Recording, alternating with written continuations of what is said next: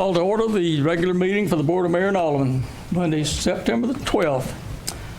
This time, I'd like to ask Reverend Elder Smith to come and please lead us in our prayer, and following that, the Pledge of Allegiance. Reverend Smith, please stand.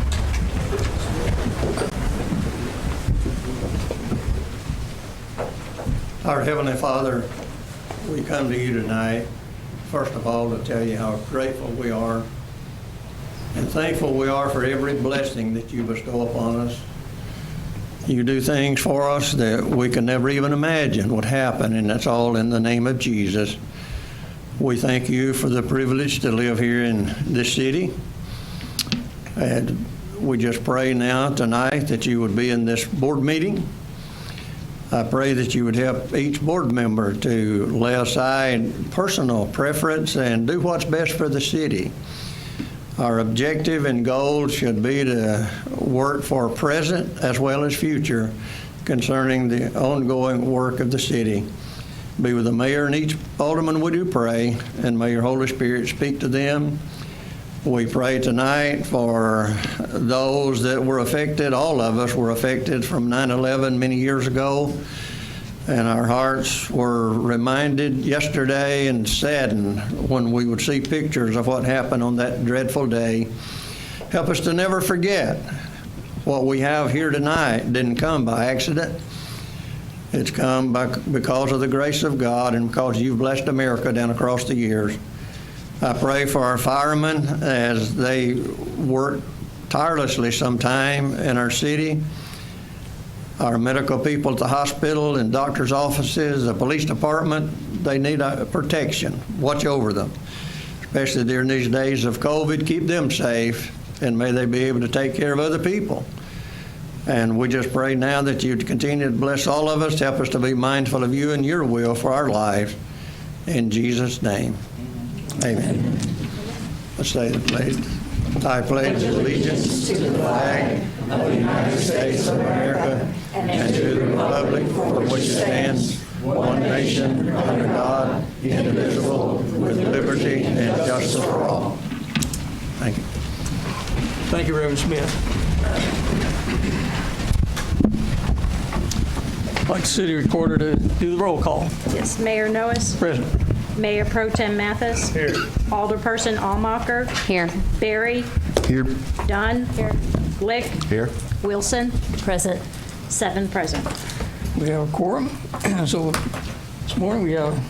this evening we have a pretty full agenda, as you've seen, a very lengthy agenda tonight. We do have a number of people who have signed up to speak, but first, I would like to say a word or two myself. Last board meeting, I personally let that meeting get out of hand. For that, I apologize to this board and to you who may have seen that meeting.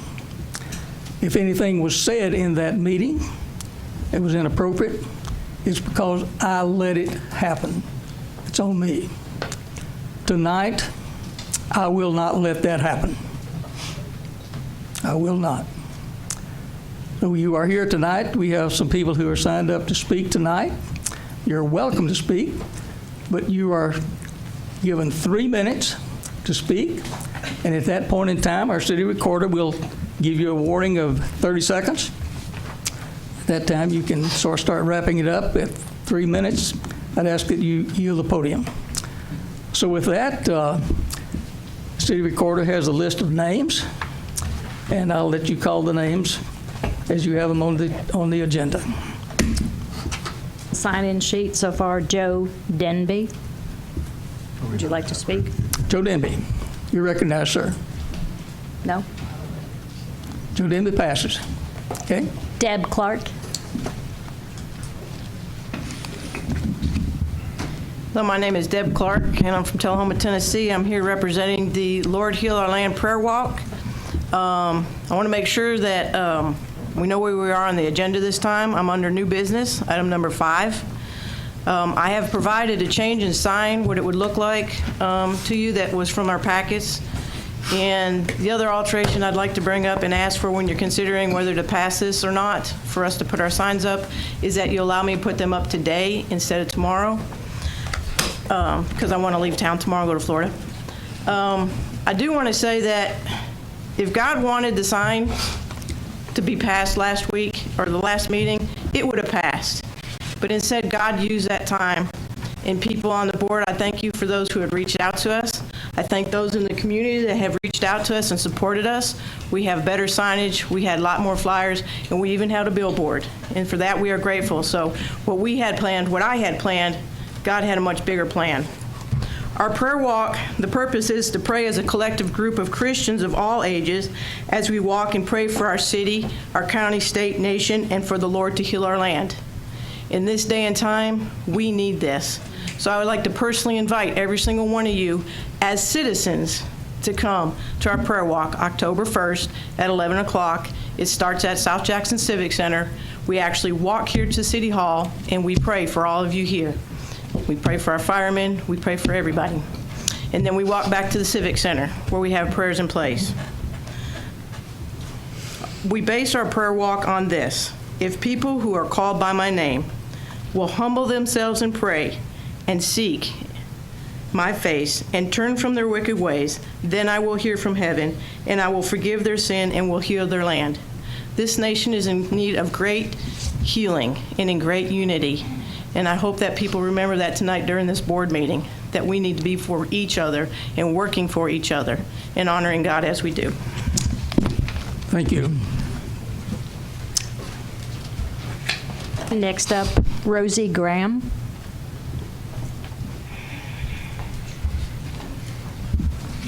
Good evening. My name is Rosie Graham. I live at 205 Lakewood Drive here in Tullahoma. Thank you for letting me come. And first, I want to say thank you to each of you for your willingness to serve our city and its people on the board of mayor and alderman. I know it takes time from your busy lives to devote time to this job, not just in attending meetings, but in the study of various issues in our city and in understanding governing documents and the laws.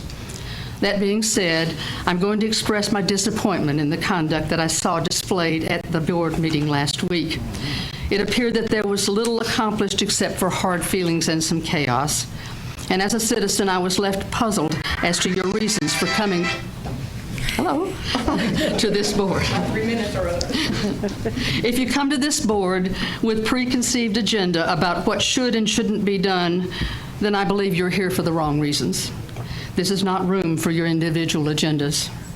If you come to this board with a political bias, either way, you're here for the wrong reasons. This is not a political forum. There is not room for politics here. If you come to this board with a vendetta against people whose ideas don't necessarily agree with yours, then you're here for the wrong reasons.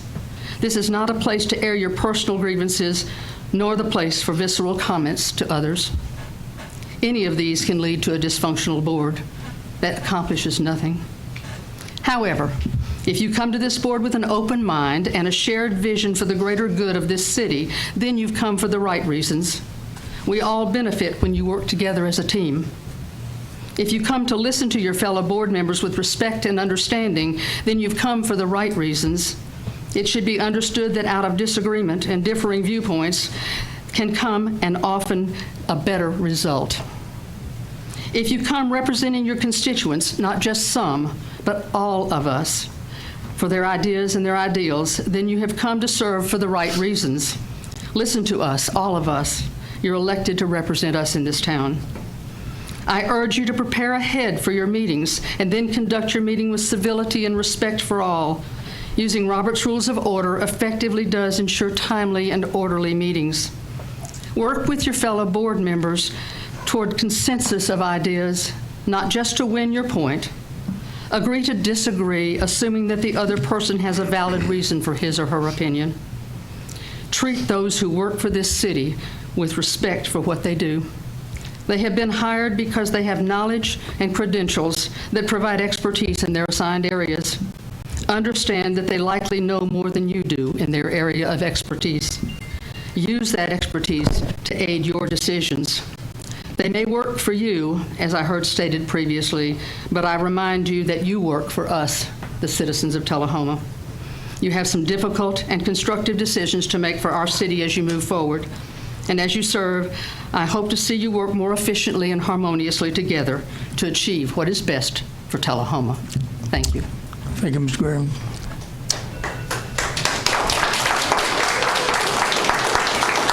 Next on the agenda. Next up would be Jim Woodard. Well, I sure do hate to follow Rosie Graham in that presentation. Rosie, thank you.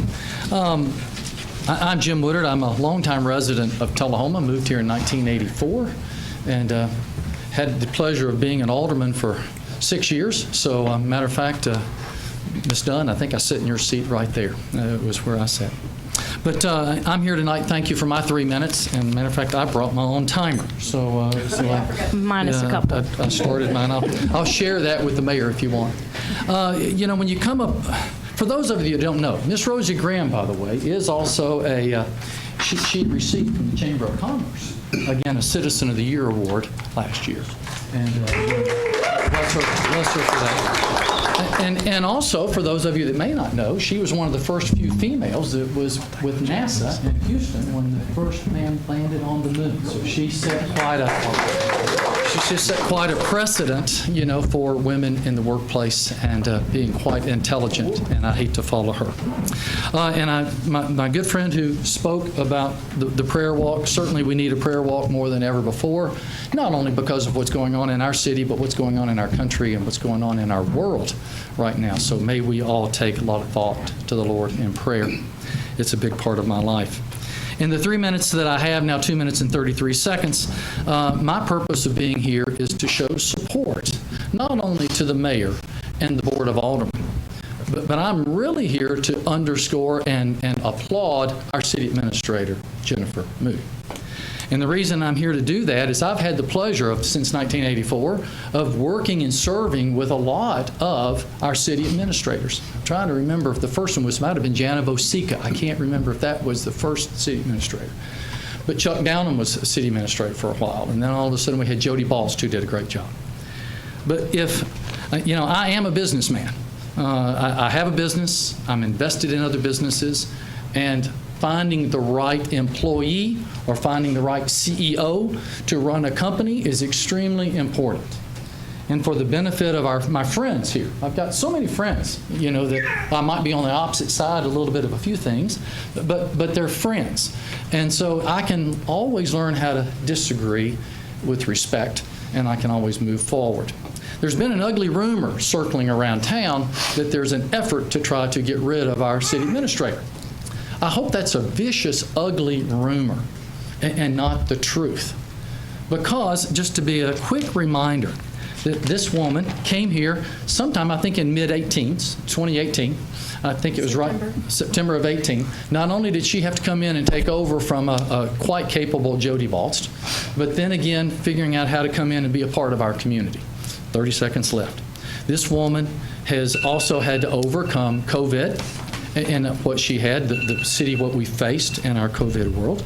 And also there was a $32 million budget that she keeps up with, $15 million in the city, oversees 150 employees, has helped us to navigate through some very difficult and tough times. So I am I would say, a fan of hers. Does she make all the right decisions? Probably not, but I don't either. Never have, probably never will. But I do think her majority of her decisions have been quite effective, and I do hope that this board will support our city administrator. Thank you. Thank you, Mr. Carson.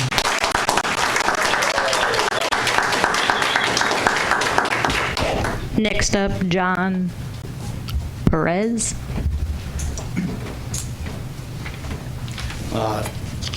The name is John Perez, Thank you. 95 Blue Sky Court. Humility. Last meeting, I was out of line. I personally hurt some people. I said some things that were not appropriate. It was not my intention to do that. I've spoke to the mayor, several aldermen, Ms. Moody, and I don't see Mary here, but I've spoke to Mary also. I would like to apologize for my actions, okay? And in the future, I will make sure to try and respect other people's position and respect what this board stands for, and to be able to discuss issues of different opinions in a respectful way. So I apologize to the board, and I apologize to the community behind me. It's not my choice to forgive. It's the choice of everybody else to forgive, because I am the one who instigated and said the wrong things. So I can't forgive myself, but I only hope that others can find forgiveness. Thank you. Thank you, Mr. Perez. Next, Jesse Schwinn. Hello, I'm Jessie Schwer. I live at 1913 Bel Air Drive. I'm reading that because I'm a little nervous and I don't even remember my own address right now. My family moved to Tullahoma in 2017 after a disappointing experience in kindergarten in a county school. Tullahoma had and still has so much to offer, especially by comparison to communities in surrounding areas. The city is largely walkable and bikeable and offers something truly special: small community schools. My husband grew up in Tullahoma, and I have seen the marked difference between the education he received versus the one I received in a similar school district. Something I've realized in adulthood is that the American dream looks very different for every single person out there. For some, it might look like perceived social affluence, while for others, it might resemble financial freedom to get out and see the world with as few strings attached as possible. A strong community allows growth for all people from all walks of life. Until recently, I have felt that most Tullahomians upheld this same ideal. Difference is good.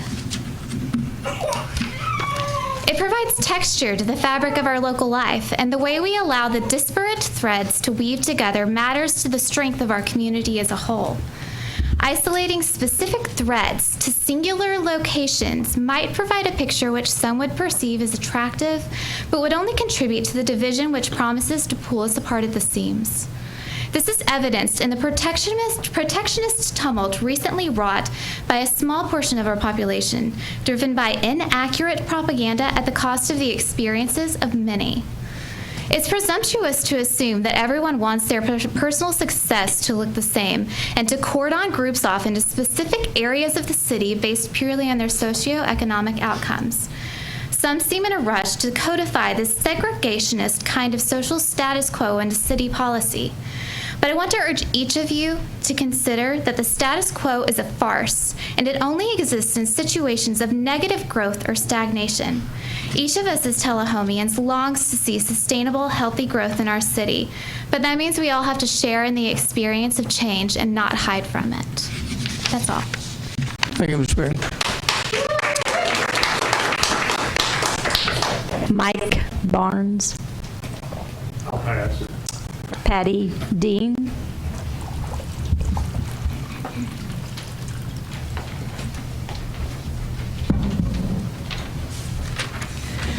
Hi, I'm Patty Dean, 419 Albemarle Drive, Tullahoma, and this is for the record.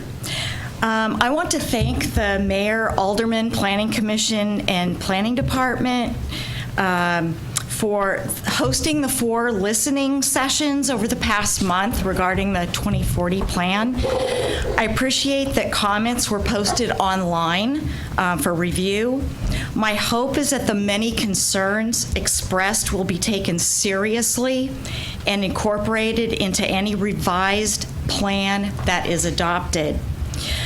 I've been an active participant of the 2040 vision process since it began. I attended the first meeting with the Walker Group and participated in nearly every other meeting to which the community was invited. When the draft plan was posted, I critically read every page except the appendices. Due to my concerns I submitted multiple lengthy comments related to multiple pages in the plan. One minor example was played out last week. While I was up in Nashville, I noticed a proudly displayed sign and image about the new complete street and bioswale they had installed, which was complete with weeds. After the listening sessions, my concerns are greater than ever. Exactly how we are going to nearly triple the population of Tullahoma, encouraging regional and national developers while denigrating local developers of Tullahoma is insulting. Incorporation of mixed use and high density developments, negative impact to schools, public safety, traffic congestion, and reduction in mature tree canopy and wildlife habitat look to be the future of Tullahoma with this plan. The costs of the projects associated with this plan are not included. Proposed financing methods outlined on page 99 seem inappropriate and intimidating. One of the most important issues brought up by several people is the lack of fiscal impact analysis included in the plan.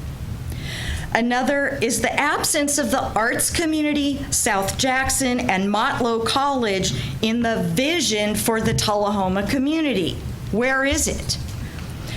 I look forward to the upcoming town hall where the Walker Group can explain the 2040 newspeak I included in the plan. I also look forward to reading the new, rewritten, non-redlined draft of this plan that addresses the comments and concerns of this community. Thank you. Thank you. Mr. Shackdean? Is it Shack? Chuck, sorry. Very clear now. Hi, Chuck Dean, 419 Albemarle Drive in Tullahoma. And since there's going to be a meeting next week, the specially called meeting after the Planning Commission meeting regarding the 2040 plan, I just wanted to note a few things to BOMA. As a relative newcomer to Tullahoma, I deeply care about our town. My wife and I chose Tullahoma and we're very happy that we did. I want to see Tullahoma thrive. However, I did not see that happening with the Think Tullahoma 2040 plan as it is currently drawn up. I know how much has been made in of the initial public opinion survey, which is part of the plan. I don't discount the survey, but it states that it primarily featured multiple choice questions for automated tabulation of the results. Then there were 2 items requesting written input, which were stated as, please tell us what you like about Tullahoma, and please tell us what you would like to see change in Tullahoma. Per the public input and planning section of the plan, this survey, along with a number of public meetings, went into the formulation of the plan. I participated in most of those public meetings. However, once the plan was completed and it was in writing, it was evident a number of items were troublesome or at least questioned by many of those who have reviewed it.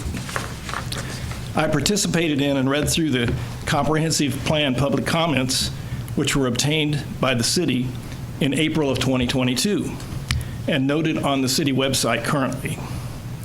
I also participated in and have read through the August open house comments that are on the city website as well. In review of the April public comments, I counted approximately 245 comments which were not solely about grammar. Many of the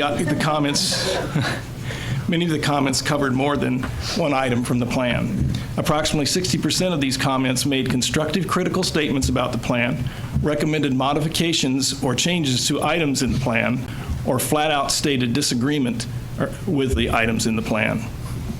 In review of the August open house comments, there was an input from approximately 85 people with a number of concerns. As with the April public comments, most of the open house comments also recommended modifications and changes or stated full disagreement with many of the items in the plan. Keep in mind, all of the August input was subsequent to the edited plan, which was presented to BOMA on July 25th. To conclude, there are many of Tullahoma citizens who, once the plan was available for review, have been engaged in the process and find the plan problematic to the point where it is not acceptable, and at the very least needs heavy revisions. Thanks for your time. Thank you. Next, Paul Schweischer. Schwer, S-C-H-W-E-R, Paul. Thank you. Sorry about It's Paul Schwer, 1913 Bel Air Drive, for the record. And my wife's name is spelled the same way. Yes. And I'm going to start by just saying to the mayor and Mr. Perez back there, it takes a very strong man to admit fault and to publicly apologize. So I commend you both for that. Anyway. Mayor Noes, speaking here as a citizen in support of the planned growth outlined in the 2040 plan. My wife and I made the calculated decision in 2017 to move back to Tullahoma after living in Manchester since 2005. Our son attended kindergarten in the Coffee County School District, and we saw Tullahoma being a more desirable location for his future, specifically due to the neighborhood schools that the city has been able to hang on to. Tullahoma has been able to hold sprawl at a minimum for the last few decades, and the fact that the community is walkable for the most part, and walking and biking to school as an option is what we were looking for. This is what made Tullahoma unique and desirable to me and my family. Saying that, Tullahoma still has a lot of room for improvement and walkability. The 2040 plan lays out where we, the community, need to improve transportation infrastructure to keep this vision alive. To maintain this vision in the future, we need to focus on attractive housing options for young professionals, small families, short-term workers, and those maybe just not wanting to mow their lawn. We know that this growth must happen inward to not only be attractive to residents, but to also help maintain the strain on our current infrastructure, namely automobile traffic. One of the common complaints with citizens, it seems, to be traffic and road conditions. It's been demonstrated over and over again in other communities that outward growth is not sustainable. We know that the only real way to reduce traffic is to minimize the duration and number of trips one must take via automobile. People need to live close to schools, close to work, close to the city center, close to the grocery store. People need other options such as walking and biking. This is how we can keep our community neighborhood focused. I would like to add that since moving here, I felt our city has been moving in the right direction. Our city administrator, Ms. Moody, works tirelessly to keep our community alive and vibrant. So a huge thanks to her and her staff. I feel that we are a growing, diverse community that looks out for each other, and I'm excited about the planned sustainable growth that the plan will deliver. However, there is one thing that I'm not fond of, and I think that along with myself and a growing number of other concerned citizens would appreciate would be an update to the TBI's investigation of the residency of an alderman. This may be outside of what you can deliver, but I see that in the city's best interest to be sure that only qualified people can represent us. Thank you. This is where your comments are inappropriate, and I'd ask you to just strike them. Thank you for your comments. Ralph Graham.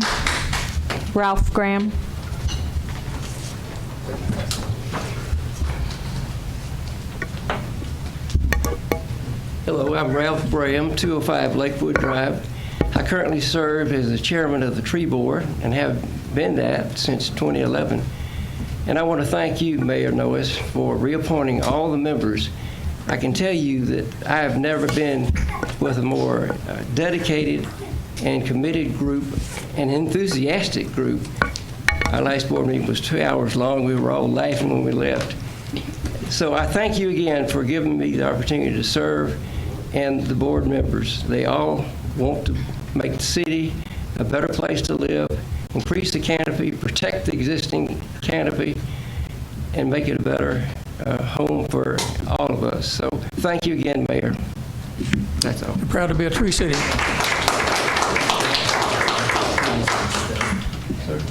Ashley Shockley? He wants me to say something else here.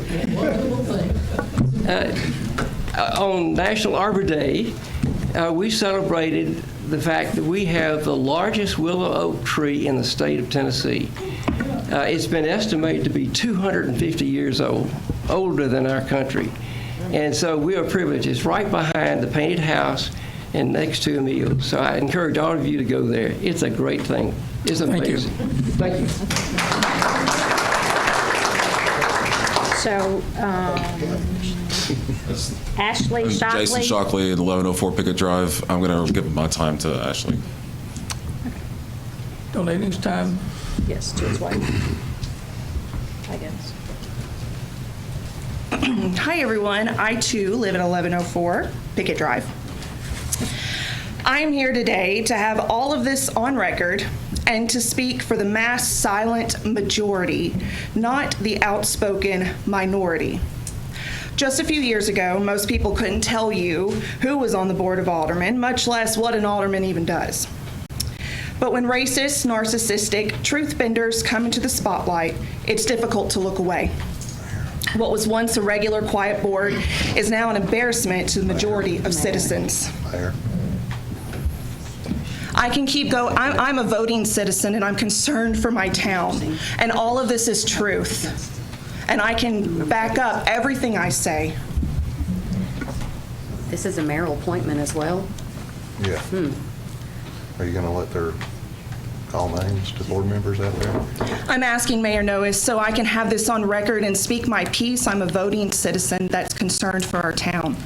I appreciate your comments, but we cannot allow an attack on elected officials.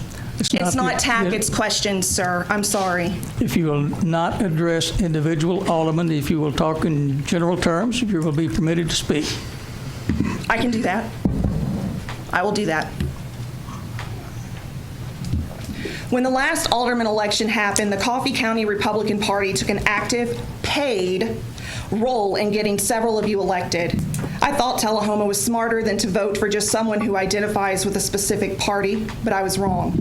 When given the several chances for all of you to participate in candidate debates, all current new members of the board turned down the invitations. That tells me and several others that the only leg you have to stand on is your party affiliation, which is ironic since aldermen are nonpartisan. Why is this important?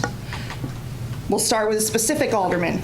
Sir, the way you spoke to Alderman Dunn last meeting was downright triggering to any woman who has suffered abuse. I was gobsmacked by your tone and your disrespect. You are also suing our city.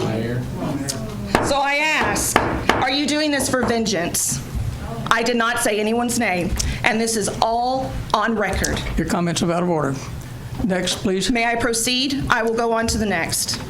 Your comments have been out of order. If you can keep your comments within the scope, purview of this board, you're out of the purview of this board at this time. May I ask why? If it's all record and known, may I ask why? We're not here to attack elected officials. I'm not trying to attack, I'm trying to ask questions. Can you proceed without attacking? Yes. If you can't, your time is up. No, I will proceed without attacking. Someone is very well known on social media. You know, if the audience is just going to laugh, there's been aldermen here that name call. There are aldermen here that don't even live in Tullahoma. I'm ashamed, and this is an embarrassment, and this is going to take away businesses. They are laughing at us. We have a board of people who are here out of vengeance and don't know what they're doing, and they don't care, and I love this town, and I hate to see it go. Y'all can laugh at me all you want. That's fine. Someone's got to speak up and say something. But young people like me and my family and other young families will leave if this nonsense keeps going.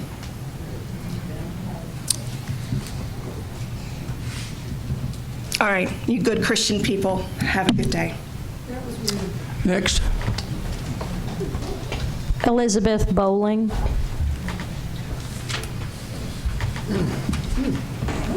She's going to appoint me on the board. Hi, I'm Elizabeth Bowling. I'm at 999 Forest Drive. I wanted to speak. I attended the 4 listening sessions, and I appreciate those opportunities to ask questions and give concerns in areas that we as citizens feel the plan could be improved. At the recent meetings, there were comments that when questioned about items that were in the plan, a comment was made from administration that was, there are lots of things that are not feasible that are included in the plan because the consultants wanted that to be in there. My hope is that the board will convey to the Planning Commission what expectations y'all have for a revised plan that is brought back for you to vote on. I understand that it's the Planning Commission that will revise the plan. However, it ultimately will rest in the board's hands on whether or not that plan is accepted and becomes an enforceable plan. I hope that that those expectations are set for the board, so that the Planning Commission, so that when it is represented, it will include changes that y'all would like to see. I would also request that before any growth plan is approved, that the current subdivision regulations be reviewed, and also, and I think more importantly, that architectural design requirements are implemented, as many municipalities across Tennessee have put in place in order to promote the general welfare of the municipality, to protect and increase the value of buildings and properties, and to maintain and enhance the image and the character of the municipality, and to ensure consistent and high-quality development throughout the city. Again, I know that that's the Planning Commission, but I hope that the board can convey the expectations before any growth plan is adopted on what they would like to, what y'all would like to see in place, so that as we know that growth is coming, that we are properly prepared to ensure, as many municipalities across the state have, that the buildings that are done here are going to be done to a design and standard that Tullahoma would be proud to show off to new citizens and to existing citizens as well. And that's all I have. Thank you, Ms. Bowling. Thanks. Linda Johnson. Ms. Johnson passes. Terry Flegler. Is that right? Here, Flegler. Cassie. Thank you. Scott Van. I'm sorry. I'll donate my time if somebody wants it. Okay. Is that right? Scott. Ms. Flegler is donating her time to Perez. My name and address again. Believe me, I won't be yelling this time. John Perez, 95 Blue Sky Court. The last time I was here, I submitted some records to the city attorney. And in it, it was a Supreme Court decision of the state of Tennessee, and it was Knox County Board of Commissioners and Grace W. Joyner and the Supreme Court of Tennessee. And I think it's important that everyone here understand what this opinion was. It's a very brief opinion, so I would like to just speak of a couple of things in it. So Justice Brock, in his opinion, the plaintiff Fallon, brought an action seeking to invalidate a resolution enacted by the defendant Board of Commissioners on September 4th of '79, which purported to amend comprehensive zoning ordinance controlling land use in a part of Knox County lying outside of the city limits. The effect of the amendment was to rezone 10.6 acre tract of land owned by Joyner from an agricultural classification to a residential B.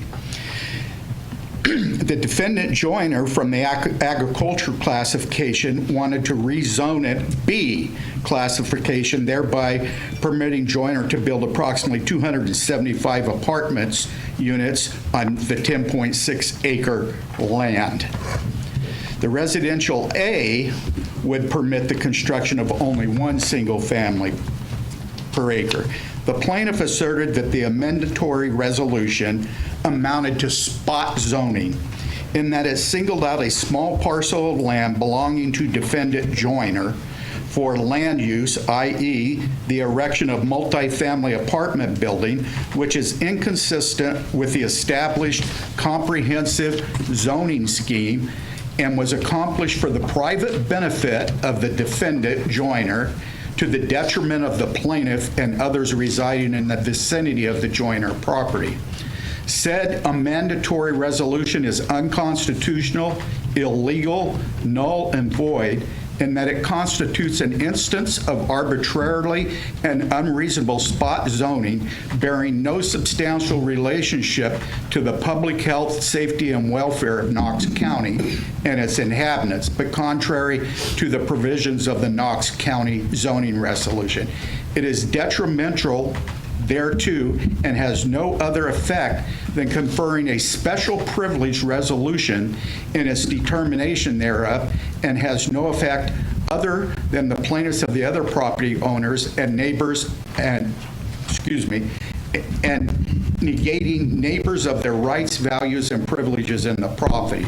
The plaintiff further alleges that the use sought to be permitted is an amendatory resolution, arbitrarily and unreasonably change the existing character of the neighborhood by increasing congestion in streets, particularly on Concord Road, causing the overcrowding of the land, diminishing the adequate provisions in transportation, water, city, schools, parks, and other public services, causing disturbing noises and unnecessary danger incidents and increased traffic and business, destroying open spaces. Mr. Perez, I'm sorry, your time is up. Thank you.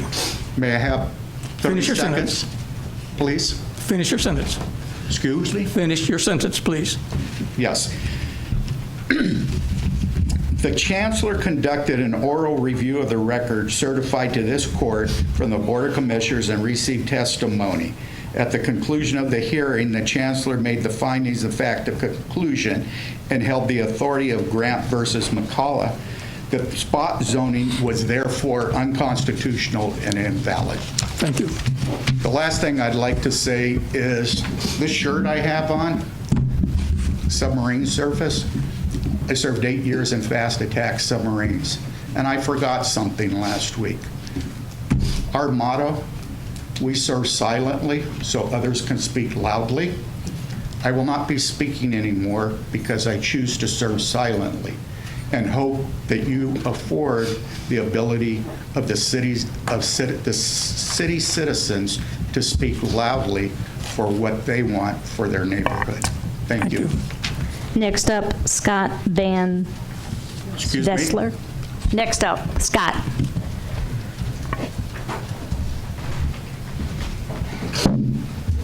I would love a new mat for this podium, by the way. We're taking It just doesn't fit. Scott Van Dessler, Fairways Boulevard. I appreciate the new tone and control over the board, Mr. Mayor. It does it's hard to claw back sort of the raucous, nonstop talking that was happening before, and I was hoping for a little bit more than 3 minutes. And I normally don't do this. I like to talk from the hip because I think it's more authentic and genuine. But there was something I wrote the other day that really kind of speaks to some of the tone that I felt people, particularly with this Save My Backyard group, were talking about. So I'm just going to lead off with that, and then I have a couple of questions that I'll directly address to you. The heart and soul of this community does not lie in the realm of a handful of angry people that happen to own a fistful of acres in our region. The working class people that I know that populate every single corner of this city don't have the luxury of hissing during official meetings and insulting city staff. And John, I really appreciate you today. Attacking the professionals that run the technocratic plumbing infrastructure of our community is an assault on every employee in this city.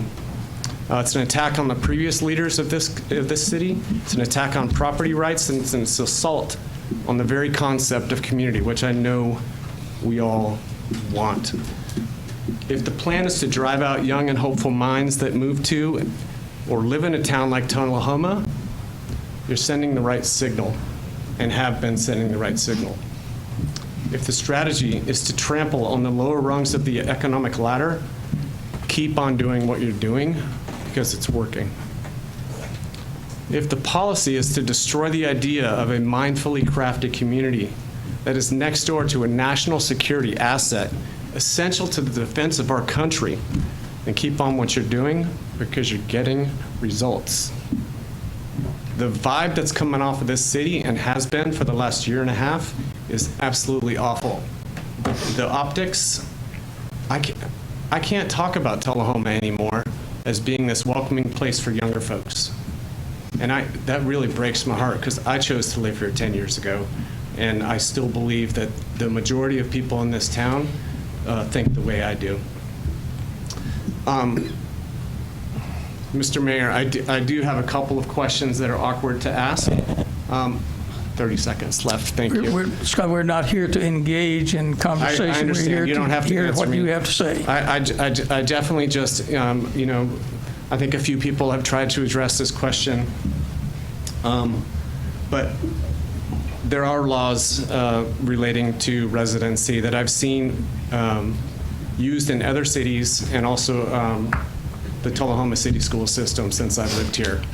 And Ms. Amacher has said publicly multiple times that she does not live in Tullahoma or have a residence here. And if I can, I would just like to put this newspaper article in there where she is quoted saying that. I would love for you to eventually address this to the rest of the community because I know a lot of people have questions about it. Please do not address individual aldermen. This is not a time to attack elected officials. Yeah, no, I'm asking you as the board of this, I as have the never chair of said this that. board. Mayor, I object. This is ridiculous. He's been called. As the chair of this board, I would like an answer to that eventually for why we're not following the rules that this board has created for themselves. It's as simple as that. If you have something to submit to the board, you may do so. I do. Who do I give it to you? To a city attorney.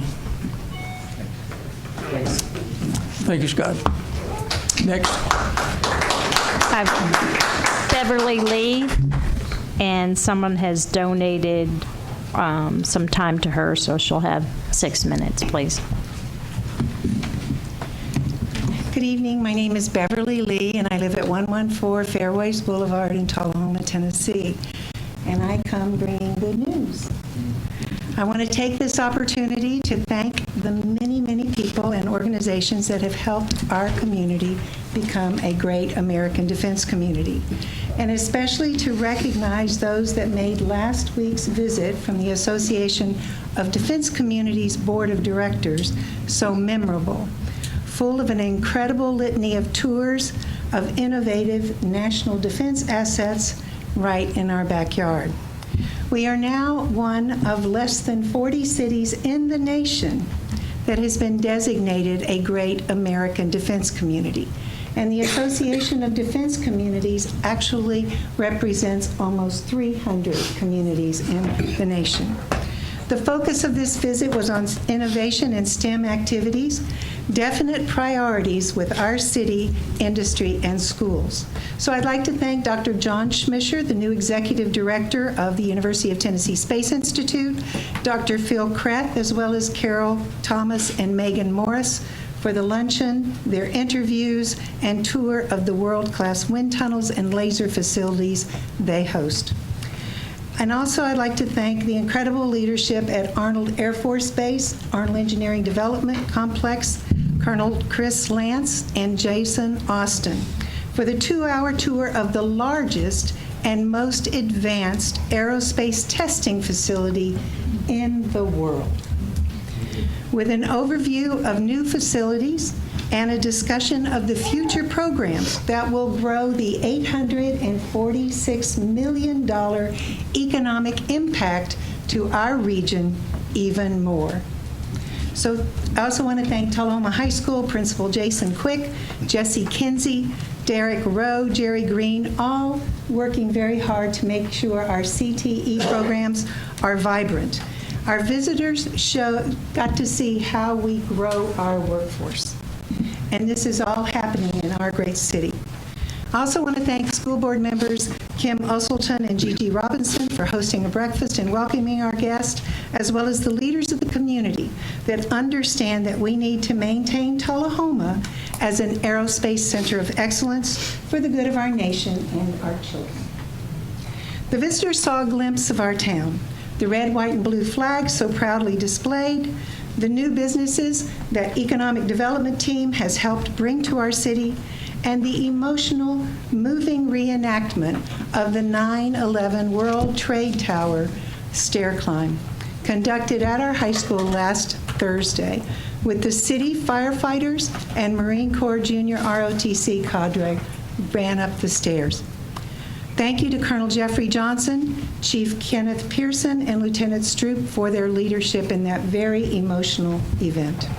I also want to thank our mayor for your great leadership in this effort, as well as Winston Brooks, the Economic Development Executive Director, for his assistance throughout the visit, and Hope Nunley, who has been an absolutely incredible Chamber of Commerce Executive Director.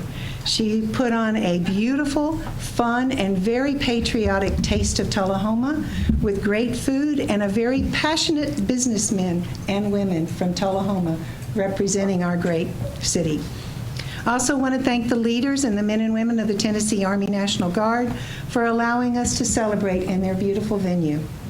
I also want to recognize one woman that has led this city as city administrator for almost 4 years, Jennifer Moody. Without her leadership, expertise, and communication skills, this city would not be poised for the significant state and federal grant funding to improve our city. Her leadership has helped our city prepare for the future, making sure that our plans are congruent with numerous funding opportunities. Whether it's making sure our parks are built in neighborhoods without them, in an area in our city with a poverty rate of 31.8%. She made it happen. It wasn't there before. She helped call attention to the disrepair, poor management, and unhealthy conditions of Tullahoma villages, where almost 100 children in our city faced very, very poor living conditions.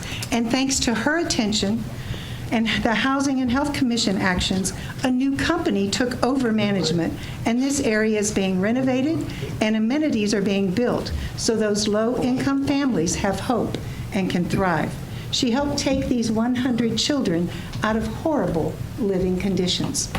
I see on your agenda there's a few grant opportunities to be voted on that will help our city in our most diverse and in a high poverty area of our city. And I encourage you to approve those grants so we can go forward and help our most vulnerable population. Jennifer Moody has also made sure our partnership with Arnold Air Force Base is strong, ensuring the Department of Defense can depend on our community's support for their military members and the contractors at the base. She also listens to our veteran service organizations and veteran-owned business, making sure every voice is heard. We need adequate housing in our community. Jacobs, Bechtel, Nass, everybody's trying to hire young engineers, and we're losing them to Manchester and Murfreesboro. I think we want those young engineers with high-paying jobs to move to our city. So I implore you that when I look back at the leadership she has shown by implementing a transportation plan, the streetscape plan, working with the TVA Innovation Academy, as well as federal child care grants and our 2040 comprehensive plan, it shows a plan with some smart growth. And I happen to attend every meeting at every elementary school, all the open meetings with the consultants, and all town halls at Tullahoma High School. So thank you, Jennifer. Thank you for helping us thrive, even during a pandemic. Thank you. Lee.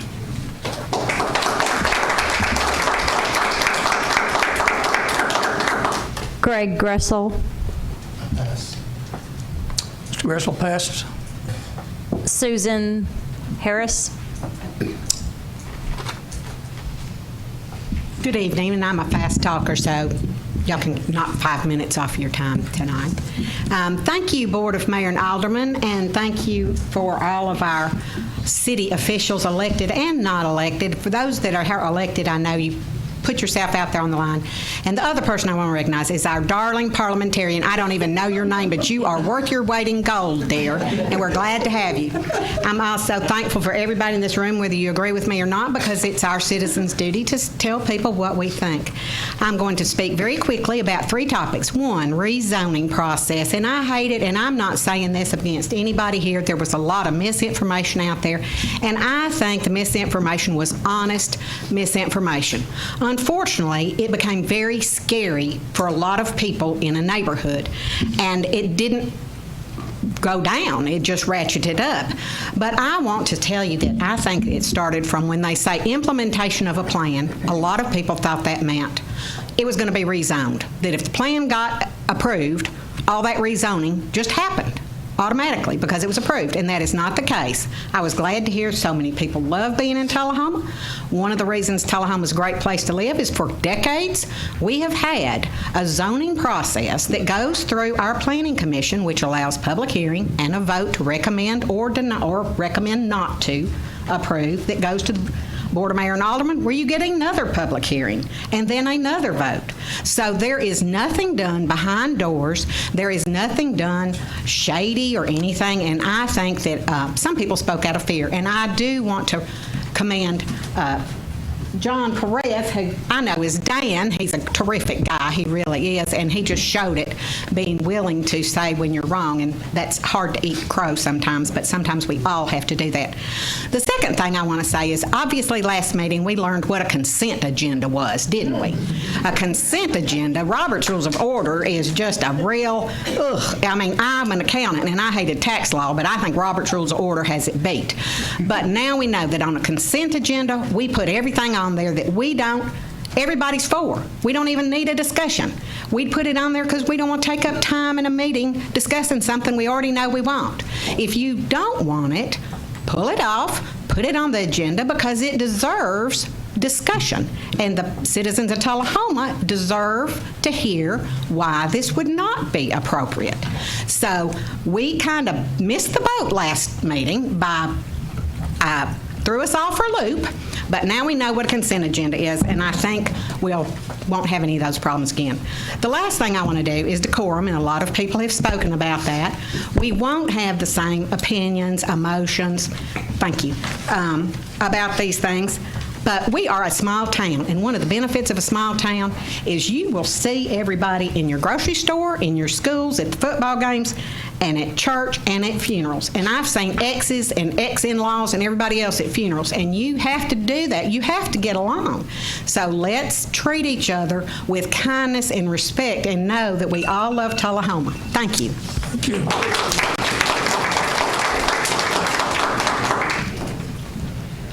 I'm thinking Caitlin and Paul Porter are just here for the beer agenda later on, okay? Here for the beer. Marion Gabreth, if I said that right. Well, I was going to yield my time back to Susan, but she's backed out. And I just want to ditto a lot of the things I've been hearing tonight about the spirit of cooperation. And I'm hearing a lot of wonderful things tonight that I have not been hearing for the last several meetings. I want to applaud everybody here for that, and I hope we can keep going in that direction. Thanks. Kimberly E-A-K-E-S. Kimberly E-A-K-E-S. I'm here for an agenda item later in the meeting. She's here for an agenda item. Okay, and then Emily Rath. She out. I'm not Emily. She's coming up the stairs, or both you guys. Is she? Yeah. And then Jordan, you want to see if there's any more out there, please, and thank you.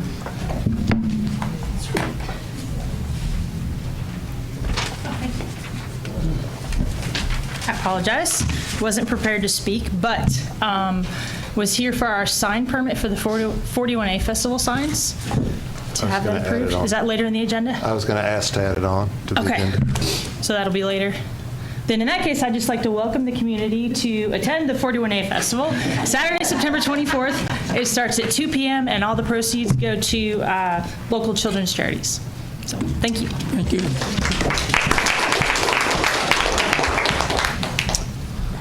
We have one person who could not be here tonight, and she asked to have her comments read into the record. Correct. It's Maureen Burke. Maureen Burke sent an email. It says, I sent an email to the BMA and City Administrator, City Recreation Director on August 23rd regarding the termination of the agreement with the city to use the Arnold Air Force Base tennis courts at Waldorf.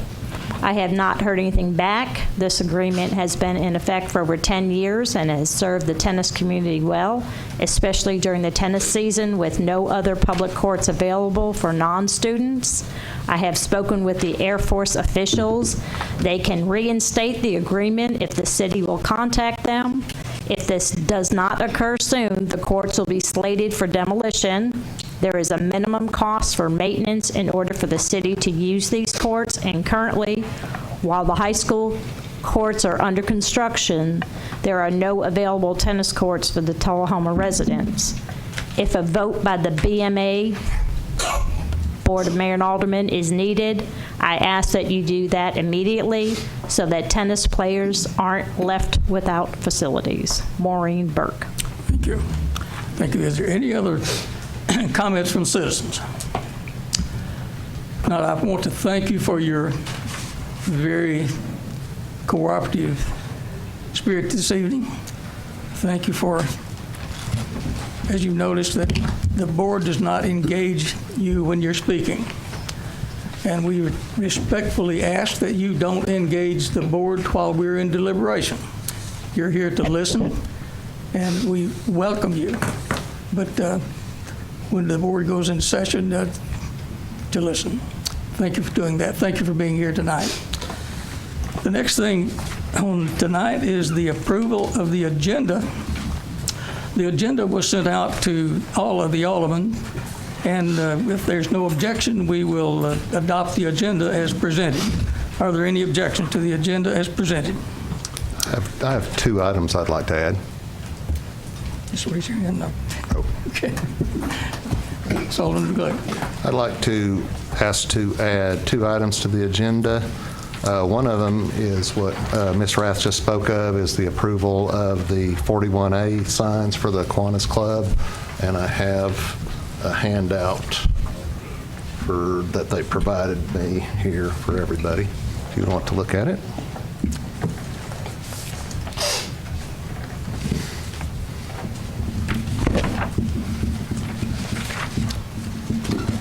Do we have to vote to add these, or do we do it one at a time? Or? We do it one at a time. And with the to vote to add this to the agenda, we will accept. You've made a motion to add this to the agenda. Do you have a second? You have a second from Alderman Berry. Are there any discussions on adding the sign permit application to the agenda? We'll add this to the end of the new business. If not, vote green for yes and red for no.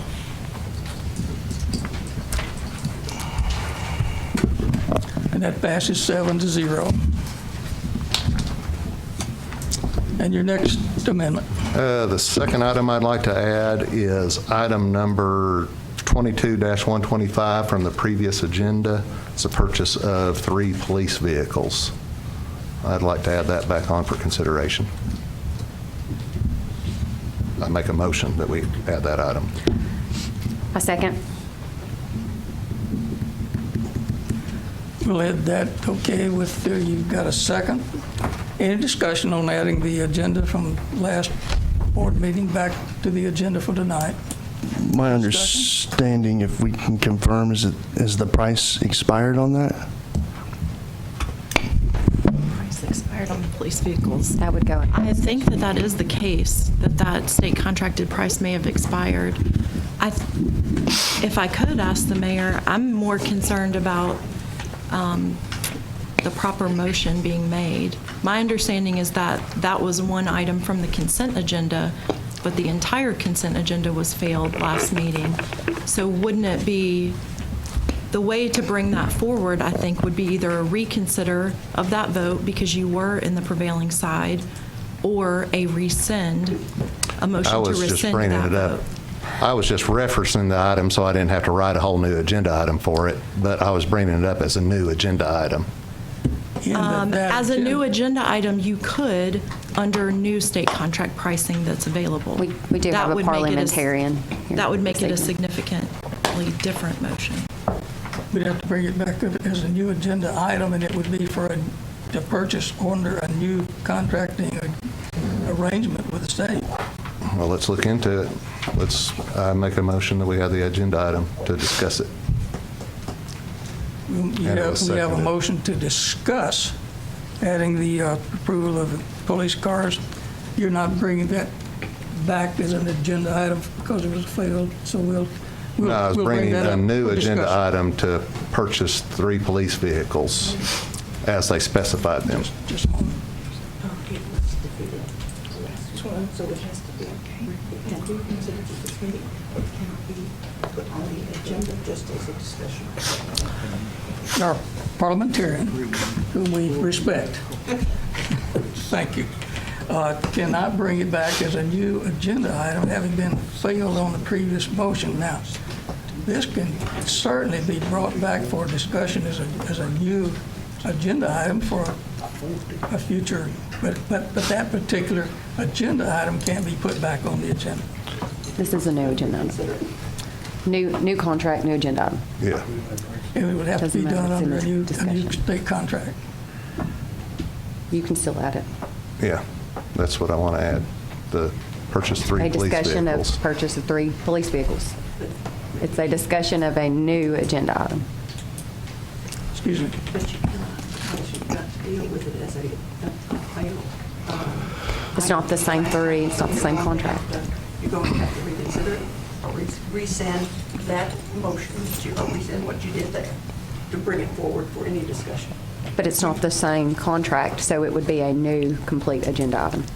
You don't have the new contract. We would have to do the purchasing under a new state contract purchasing agreement. So I'm sure that contract's already been made, correct? No. We do There's not have not that contract yet. the state contract is not made yet. Discussion, Alderman Berry. Mayor, I suggest that we just give Mayor Moody the nod and say, or not Mayor, Administrator Moody the nod, and Freudian. I hate to even vote on something tonight when we don't have prices, because state contract pricing is, we're now going to pay more for those vehicles, and I'd like to see what that number is before we I do that. seconded the discussion. I'm discussing. Please. So that would be the suggestion that I make, is let's just put it on the future agenda. Motion to refer this item to the city, back to the city administrator to bring us a new state contracting with new pricing so that we have numbers that we're voting on and discussing and can actually know what we're discussing. With that, From my experience, it seems that we always use state contract pricing to purchase police vehicles, recreation vehicles, public works vehicles, and because it's generally the cheapest pricing you can get. So would it not be the cheapest pricing we can get if those, in fact, those 3 police vehicles were needed? And from discussions I've had with several police officers, they are needed very badly. So I think we need to try to get them purchased as quickly as possible under the state contract. okay, to do that, you can make a motion to rescind the consent agenda. No, I just made a No, it's a motion to new add order. a new agenda item to purchase 3 police vehicles under state contract pricing. I'll retract my motion, and let's just get through this. Okay. Ms. Parliamentarian. Yes. Can we allow him to put that on the agenda tonight? I'm not comfortable with the way he's wording it, because again, you've got a defeated item last term. You have last meeting to reconsider, you have this term to reconsider. So you may either reconsider the negative vote on this, with someone in the majority pulling it up. But to discuss a new contract with new numbers, at this point in time, is not a appropriate. You need to have facts. You don't have facts. New contract would equal new business, which would equal new agenda item. No, it's different. It's totally different. Okay. I disagree.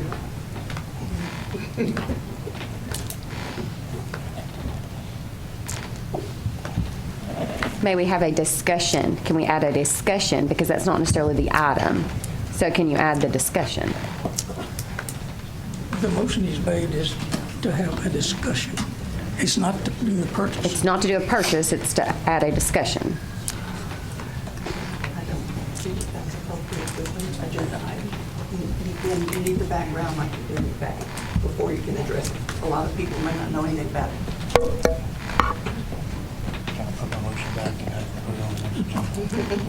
I too want to get this item on the agenda, but I want to do it completely appropriately.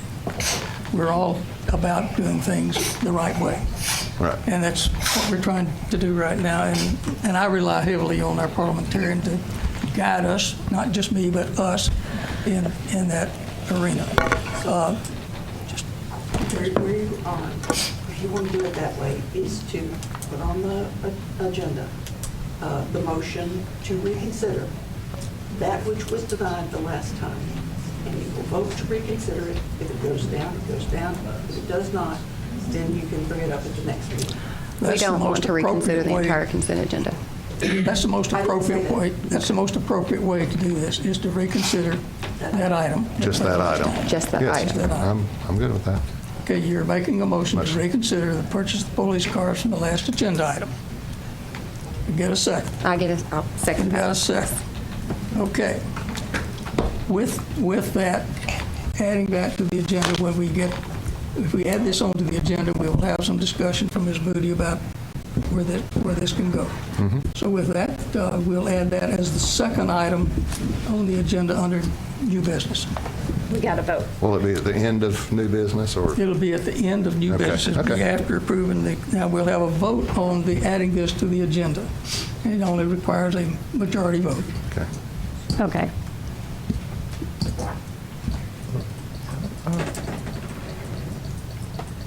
The motion was made by Kurt Glick, seconded by Alderman Almacher, to reconsider item number 22-125, which has to do with the purchase of 3 vehicles, police vehicles, to the agenda at the end of new business. We first vote on the reconsideration motion. That's what we're reconsidering it right now. We're reconsidering at this point in time.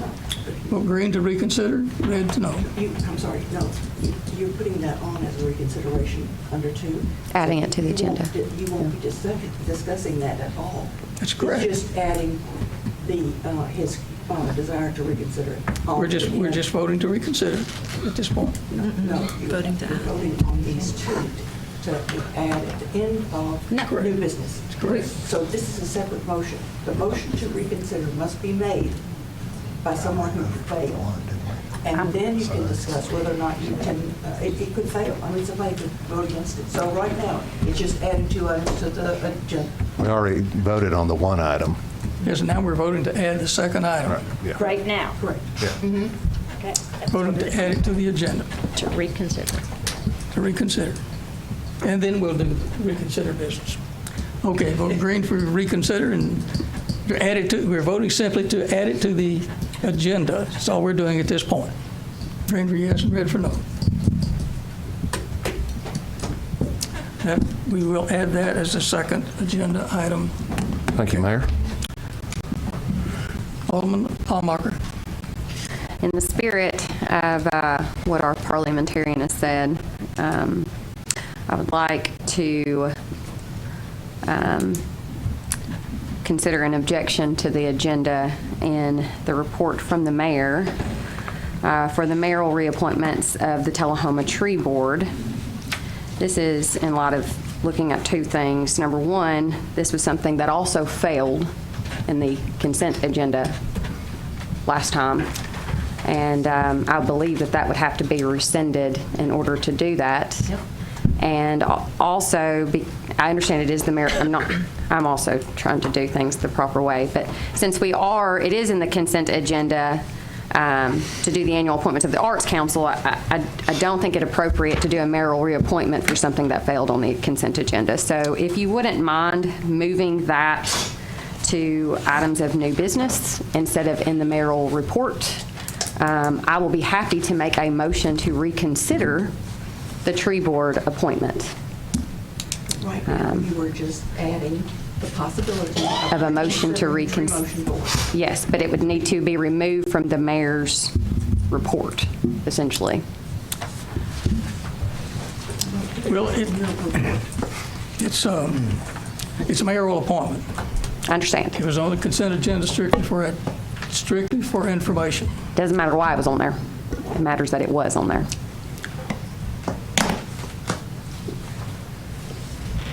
Am I correct, parliamentarian? It was on there for information, but it was on there, yes. Therefore, we can vote to.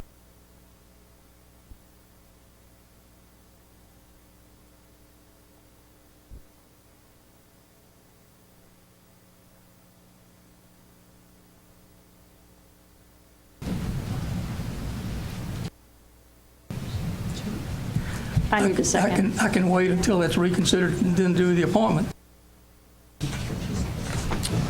Okay? I need a second. A second. Is there a second? I'll second it.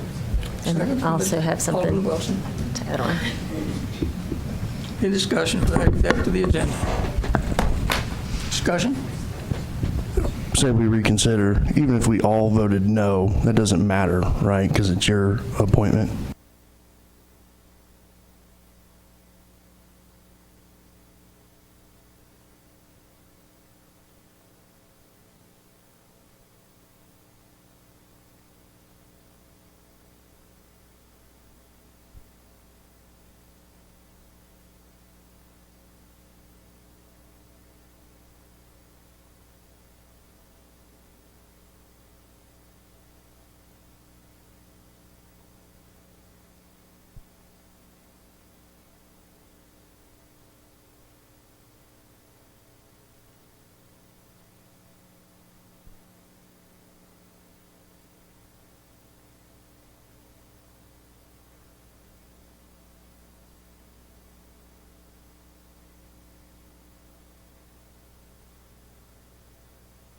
Sort of way.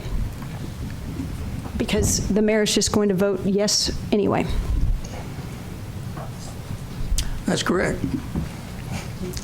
Or perhaps somebody might have something else to say that is conducive. Okay.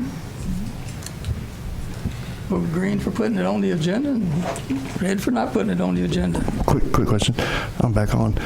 Is it a majority or a 2/3?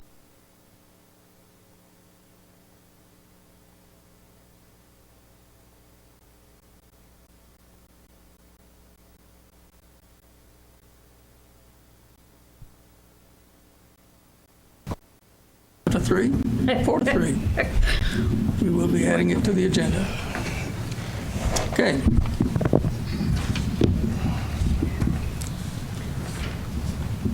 Okay, it's number 3. There's 3 things to be added to the agenda. Is anything else on the I have something. On the agenda? I have something to add to the agenda. I tried to place this on the agenda before and was unsuccessful, so I'd like to add an item to the agenda to discuss possible disciplinary action to be taken against City Administrator Jennifer Moody for her actions and comments during the meeting of the board, Mayor Alderman, on August 22nd, 2022, and also other performance-related issues. The chair is going to rule on that. The chair rules that that motion's out of order. The chair can't rule. It cannot be challenged on the following grounds. It violates the city's administrator's employment agreement.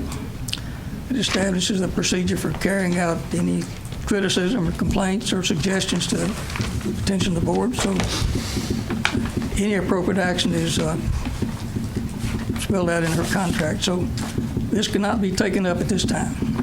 Wrong. And approval is out of, an appeal is out of order because it does not follow the rules set down in the point of order, and the subject is not on. The rules don't apply when it's for calls. It's in the contract. It's not in the hands of the board at this time. That's the rule of the chair. It is for calls, and I second. It is for calls, and it's in the contract. She does not have the right to a hearing if it is for calls. It's in the contract. This has to be done in public session. It is by state law. It has to be done in a public meeting. You can't deny it. I second it. I actually spoke to Mr. Worshin, our city attorney, before I did this, and this is the way that I was advised to go about it when I spoke to Section 9, Portion B, in the contract. Point of order, Mayor. I would like to ask that the aldermen are acknowledged and we're not just speaking out. I beg your pardon. Point of order, I would like to ask that aldermen are acknowledged and we're not just speaking out. We'll take it.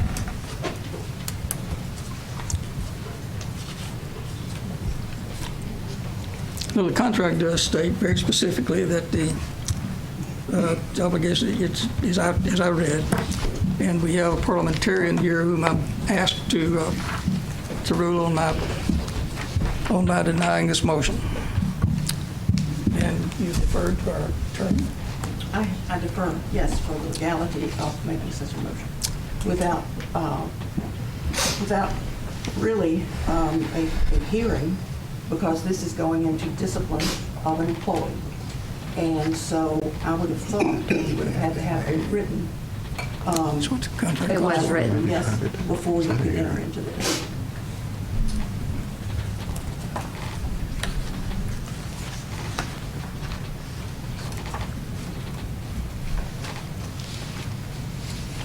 The attorney made it for Robert's Rules of Order, said that there should be a policy through which the Section 9, Portion A1, please, Worsham, if you would review that as well. Section 9A1, as well as B. recognition of the chair.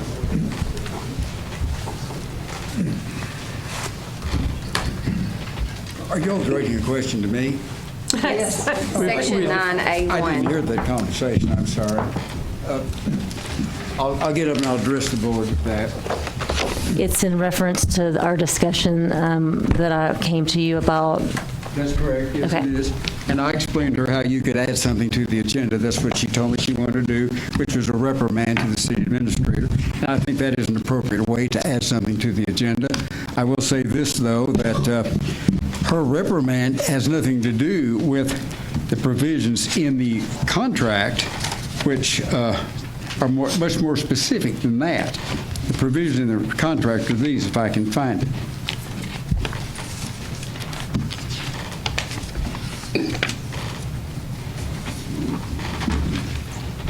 I've got these intermingled with other things here.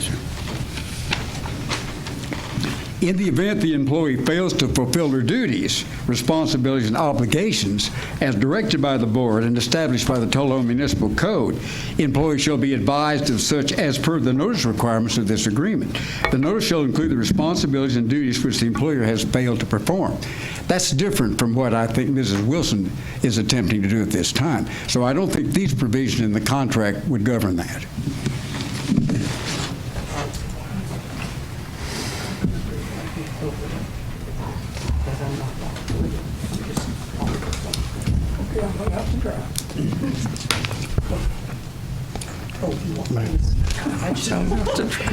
Okay. Okay.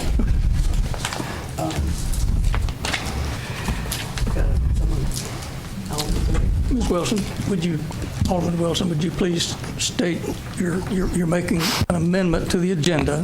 What is your amendment? Please state it. Yes, sir. To add an item to the agenda to discuss possible disciplinary action to be taken against City Administrator Jennifer Moody for her actions and comments during the meeting of Board Mayor and Alderman on August 22nd, 2022, and other performance-related issues. Okay, we have an amendment. You have a second. Alderman Berry? my understanding from what he just said is if there are performance issues, then there needs to be a notice of those duties. Her motion specifically states performance issues. So that would seem to be, allowing it would seem to be in conflict with what he just said at the podium. So we've not had a second. Yes, I have a second. Alderman Almacher seconds. Okay, you made the motion. You speak first, and we go around if any other comments to be made. You have to carry any discussion. So, like, discussion on the adding the motion, adding it, or so.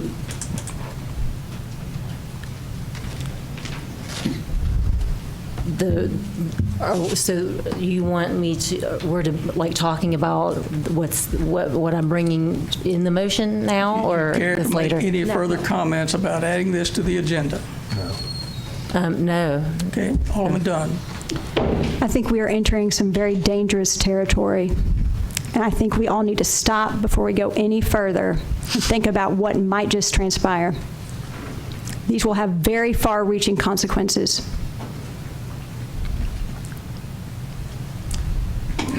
I can certainly second what Alderman Dunn has indicated. I personally have taken the blame for any comments that were made at last meeting. I allowed an environment to exist that comments were made that might not have been made otherwise.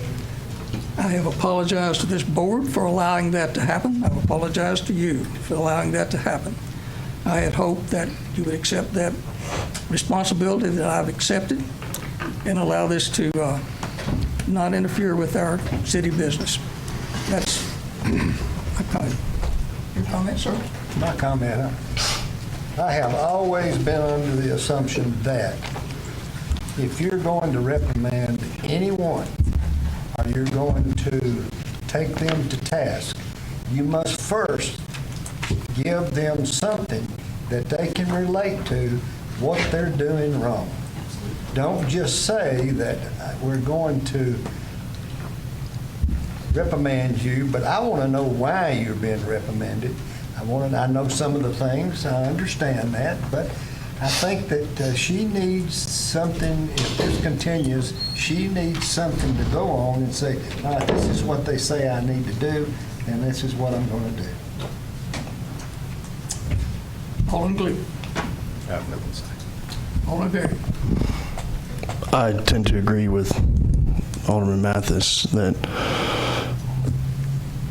if we're going to talk about performance issues, he just read out of the contract that if we are going to discuss performance issues, like he read it out of the contract, that there is a process for that includes notifying her and letting her know what exactly it is. And I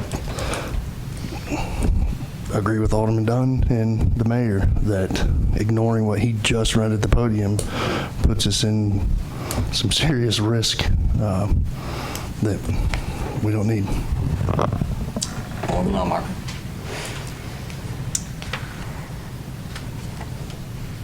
I'll tell you what puts us at serious risk is not doing this in the public eye, because this is something that is subjected to Sunshine and Open Meetings Act.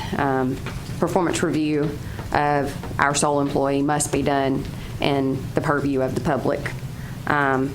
Also, it doesn't put us at any risk, because even if we were to terminate her or her agreement, specifically in her contract, it says that those things are only available to her if the agreement was to be terminated without cause, and that is Section 9, Portion B. It is not a separate section on the next page. It is simply an ABCD underneath that section that would require us to give her notice if and only if it was but for cause. So I don't even think that anybody's made a motion to terminate, but I do think that it is absolutely incumbent upon us to do such performance evaluations as per her contract in Section 11, and this may be one of those such times, and it is absolutely within the purview of this board to add this. And then I do have. Alderman Wilson, your time to speak, second time. Right. It was my intention, upon election to this seat, is to treat everyone with respect and professional courtesy. And I don't have a history with anyone here, and I really feel like that's why that I was a good candidate. And so the rules are set up in such a way that I did try to bring this to put on the agenda, because I think that it's even though that I believe in fair and equal treatment, that was not extended to me or others in our first section, in my very first session, the first session of this board. And so I spoke with the city attorney, because the proper way to do it would be for me to put something on the agenda is to give it to Ms. Moody. She recused herself, and so I took it up with the city attorney to have something put on. I think that if things were swapped, that I don't believe that I would be, she was able to address me and scold me in a public forum. And so I just feel that if that's, that's why I'm bringing this in this way after speaking to the city attorney. It's not because I want to, but that's the way that it had to be handled to discuss. Alderman Dunn.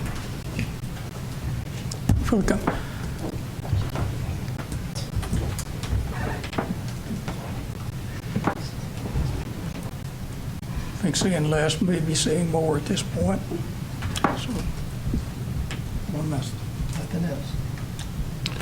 It seems to me everybody's been discussing the item more than just adding the item on. I think they'll be this is just discussing to add the item is all that we're voting on now. So I think that would be the appropriate time if there's reasons or causes or anything like that that would be discussed that Coach Mathis alluded to. So, right now we're just adding an item, voting to add an item to the agenda.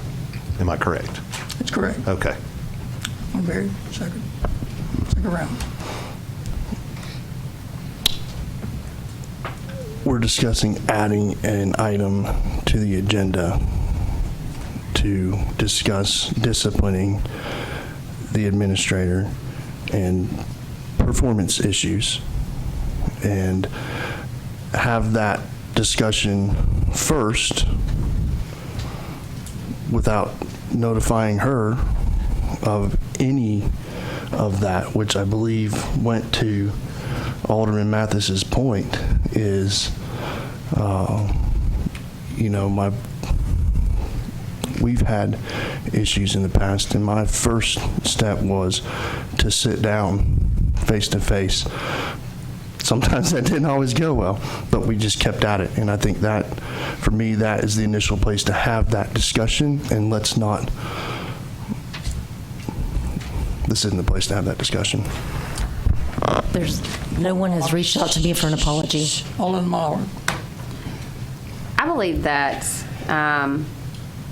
without divulging anything from an executive session, but it's my understanding that this was asked to be added to an agenda, and which would have given her notice.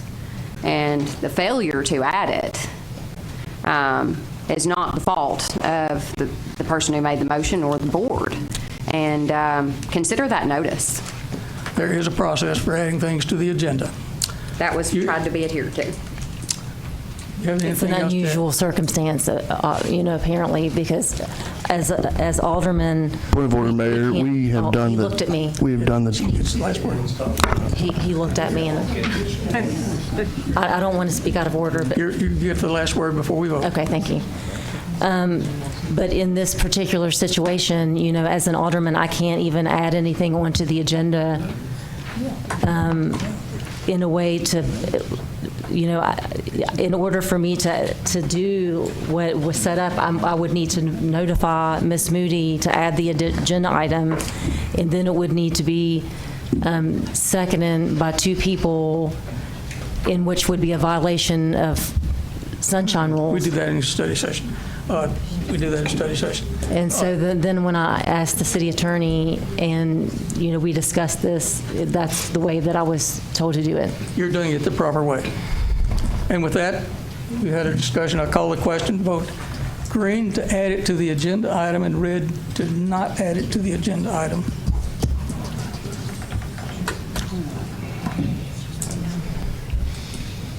The vote is 4 to not add it to the agenda item. 3 to add it. So that concludes that discussion. We will not add it to the agenda item. Is there any other agenda items that anyone care to make? Yes, Alderman Arbor. Yes, I'd like to add an agenda item to hold a special called pre-termination hearing or hearing for disciplinary action outside of this meeting with the proper notice to Ms. Moody. Heard the motion. Do you get a second? Add that item to the Motion agenda. fails. But she seconded. I second it. Don't raise your hand so I can see. You have a soft voice, so thank you. So we have a motion to add an agenda item to add a special call meeting to discuss pre-termination hearing from Ms. Or Moody. disciplinary action per the notice requirements.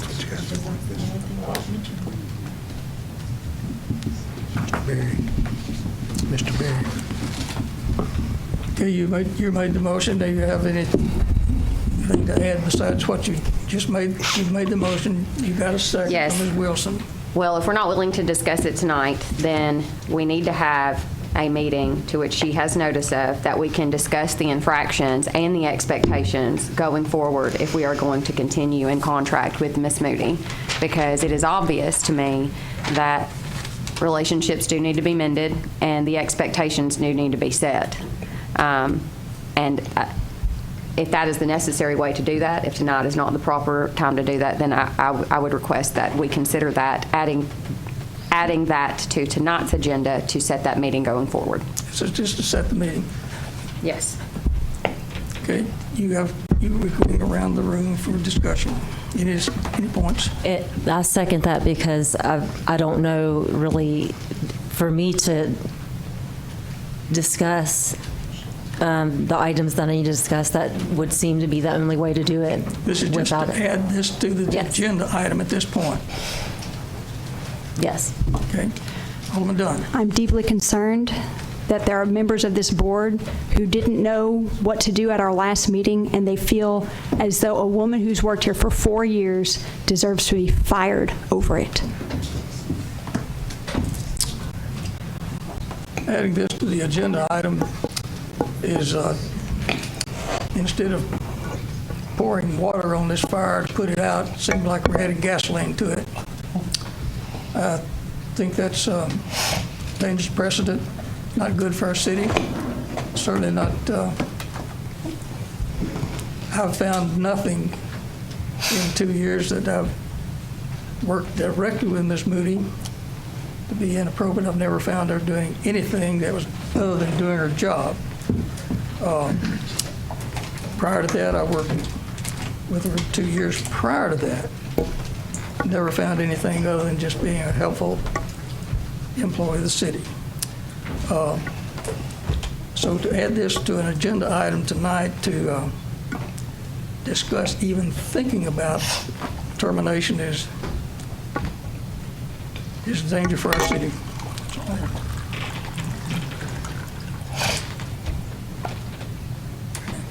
And next, I can say that some of you have had dealings with Miss Moody, and some of them are not the best in the world, but that works out any place you go. You're going to have that.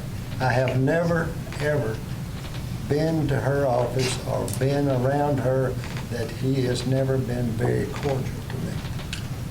So that's what you have to go on. You have to look at that. What has she done to me? She hasn't done anything. Has she done some things that are not good as far as others? Probably. But that works two ways. And so I don't know. That's where I stand. Alderman Glick.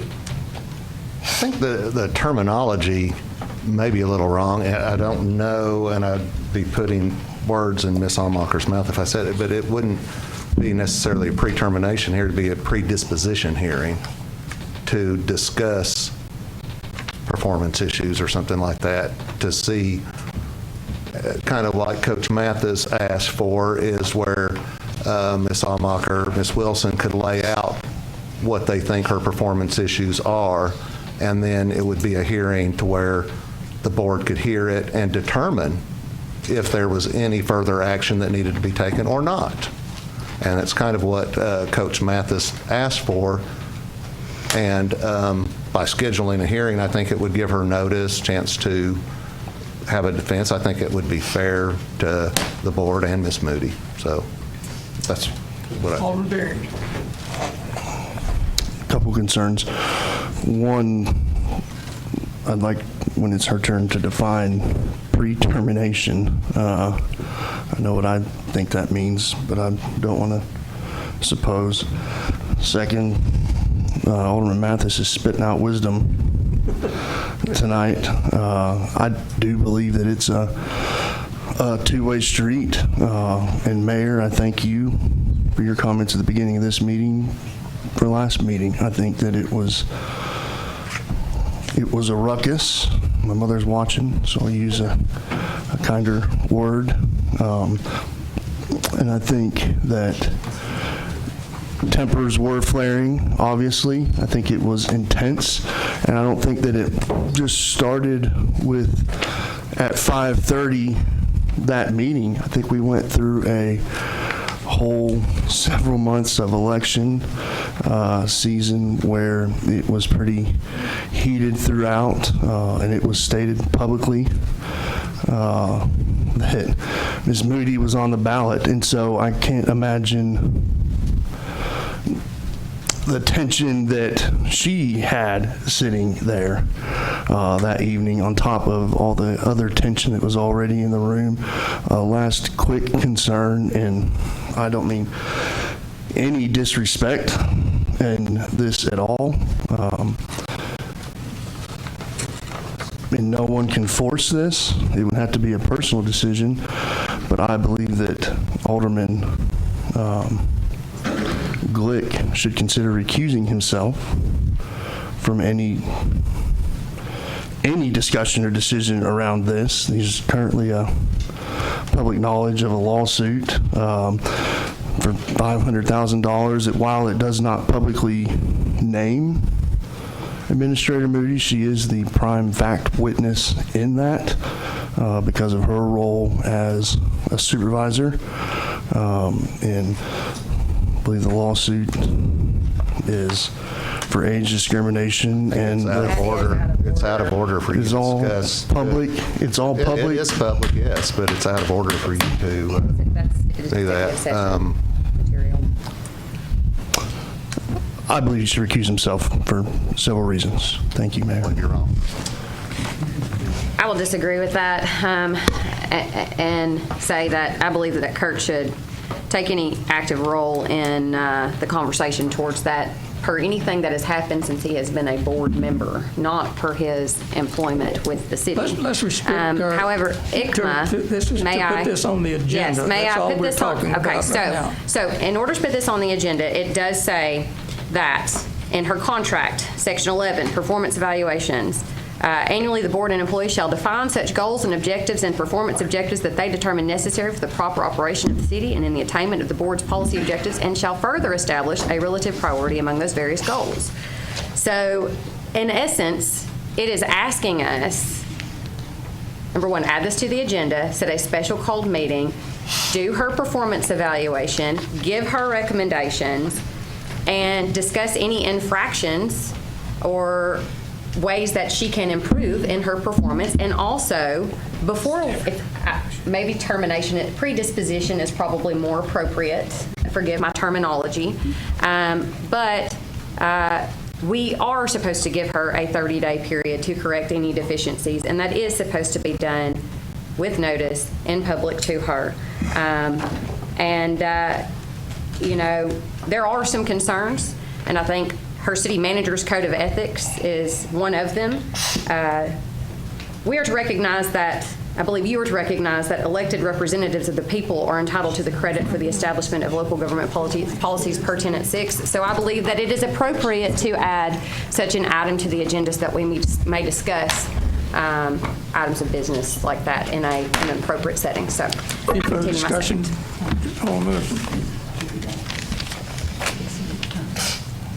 Any further discussion? I just wanted to redirect back to what Ms. Alderman Dunn was saying to me. It was not my intention that things went like that last time. I had many citizens, concerned citizens, reach out to me about certain multiple items that were on the consent agenda. And it was my understanding from previous meetings that I have attended when other aldermen had tried to remove things from the consent agenda that they were not able to do so. And so I was just trying to let the public, you know, there were so many items in that consent agenda, which is why I voted no, which is what, so in regards to what she's saying, that has completely is not untrue. Alderman Dunn. Any further comment? Okay. The agenda items that you referred to being not allowed or allowed, we're strictly following our rules of procedure. There was nothing that you could cite that we were not following the rules when we allowed an agenda item to be placed on there. Now, again, our city administrator is being challenged tonight for doing her job. That's what she's being challenged for tonight. Keep that in mind. Anything else on Mathis? Alderman Clay. I think the proper term, Mayor, would be challenged for the way she's doing her job, not that she's doing her job. But We're to put this on the agenda. To put this on the agenda or not? Any further thing? Alderman Dunn, Alderman Perez. I think the proper way to do the evaluation is the evaluation, rather than putting this item on the agenda, we do a yearly evaluation that Done in March. In March, that is a few months away. That gives people time on the job to actually interact and have some sort of basis to talk about performance. And so if performance evaluation is what the goal of that meeting is, then let's do the performance evaluation that we have set in the contract and the process that we have in place. To your point, evaluation, for those who might not understand, we did the performance evaluation in March, and the evaluation had a score of 1 to 5. She scored a 4.6.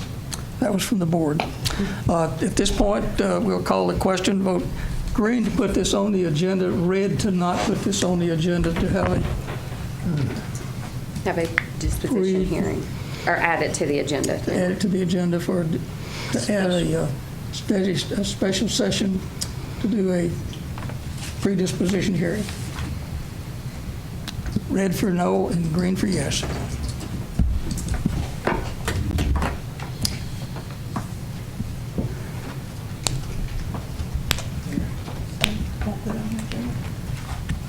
It fails 4-3. That will not be put on the agenda. Anything else to add to the agenda item for tonight? We've got lots of business to get to from here. I do have a question about the agenda. Who prepares the agenda and who's responsible for its contents? The city administrator, along with an assistant and her department heads, together to put the agenda together. I review the agenda with the city administrator and the assistant administrator to determine the appropriateness of the things that are on the agenda, particularly things on consent agenda or not on the consent agenda. So I'm involved in that preparation of the agenda. So I guess that's the preparation of the agenda. Who's responsible for its contents? Who's responsible for the agenda's contents is what I'm asking. The backup data that goes in your packet, Or just the contents of it, everything, yeah. well, most of that comes from the department heads that are making input to it. Much of it comes from Ms. Moody. Some of these grants that we do are fairly lengthy items on the terms and conditions of the grants. That kind of a lot of that's boilerplate that comes from Ms. Moody. But Ms. Moody does a lot of work in putting the agenda together with support from department heads. Okay. Okay. With that, I will accept a motion to approve the agenda with the amendments. An amendment from, a motion from Alderman Berry to accept the agenda. Motion to accept the agenda with all the amendments. Need a second. Second from Don. Okay. Okay. Oh.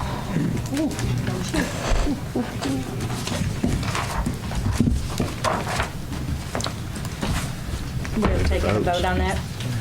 Accept the agenda as amended. Accept the agenda as amended. We didn't need to vote on that, so we'll do it.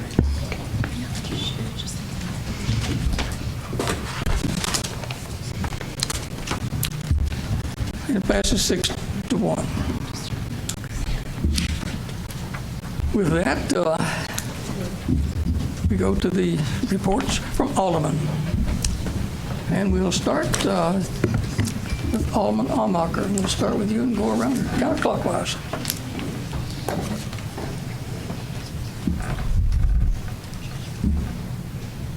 Thank you, Mayor. I would like to take my time in order to read two things. Something that many of the citizens may not know is our pledge to follow the Code of Ethics. And this includes all city employees, all of us on the board, and all those on city commissions and those who serve on subsidiary boards. One of the things in this is, that we have an obligation to conduct our official duties in a manner that serves the public interest and upholds the public trust. We're to demonstrate integrity, honesty, and ethical behavior. We are to treat the public and each other in a courteous manner that is fair and equitable. And it is true that I did not see courtesy from our city administrator towards this board at the end of the last meeting. And this is my time. Point of order, Mayor. No.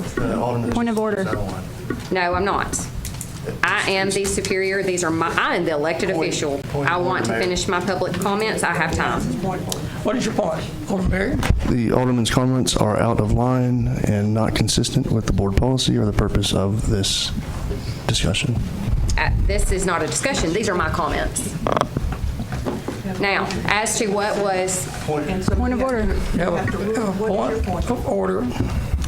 And we have a second on your point of order.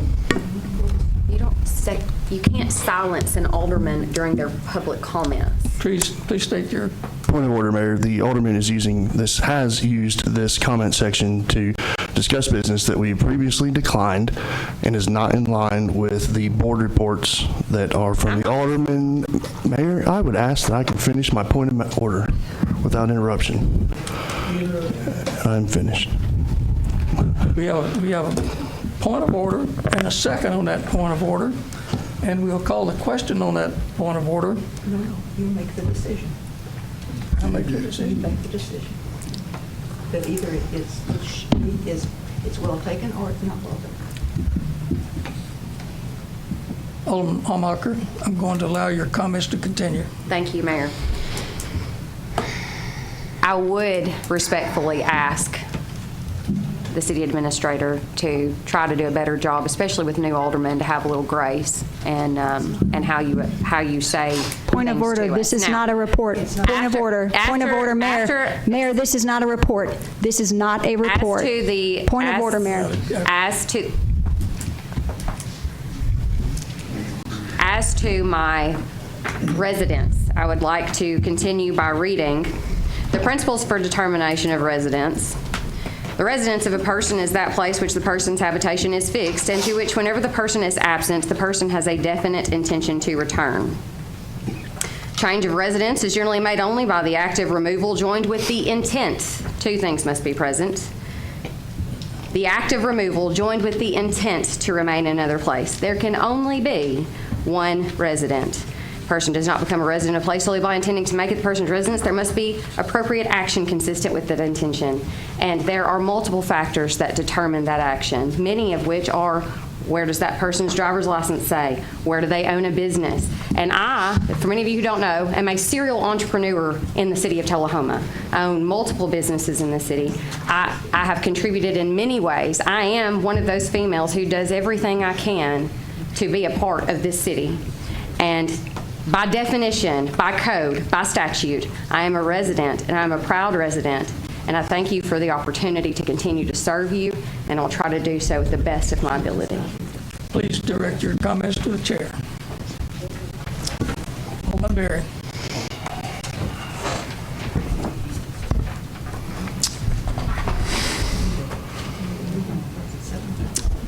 At this point, according to our rules of procedure. Motion to extend the time. Have a motion to extend until we finish the business. A second. Seconded. And that will take a 2/3 majority to extend.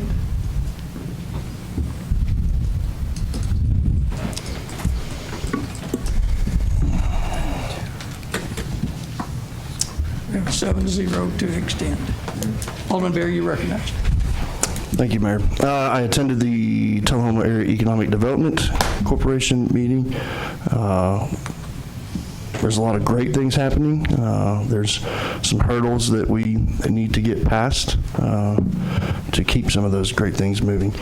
Thursday, I believe it was, I attended the Great American Defense City Luncheon, and I don't know, at UTSI, and it was tough to go back to my home office and stare at the houses across the street. Nothing wrong with the houses across the street, but I was staring at the lake all afternoon there at the luncheon.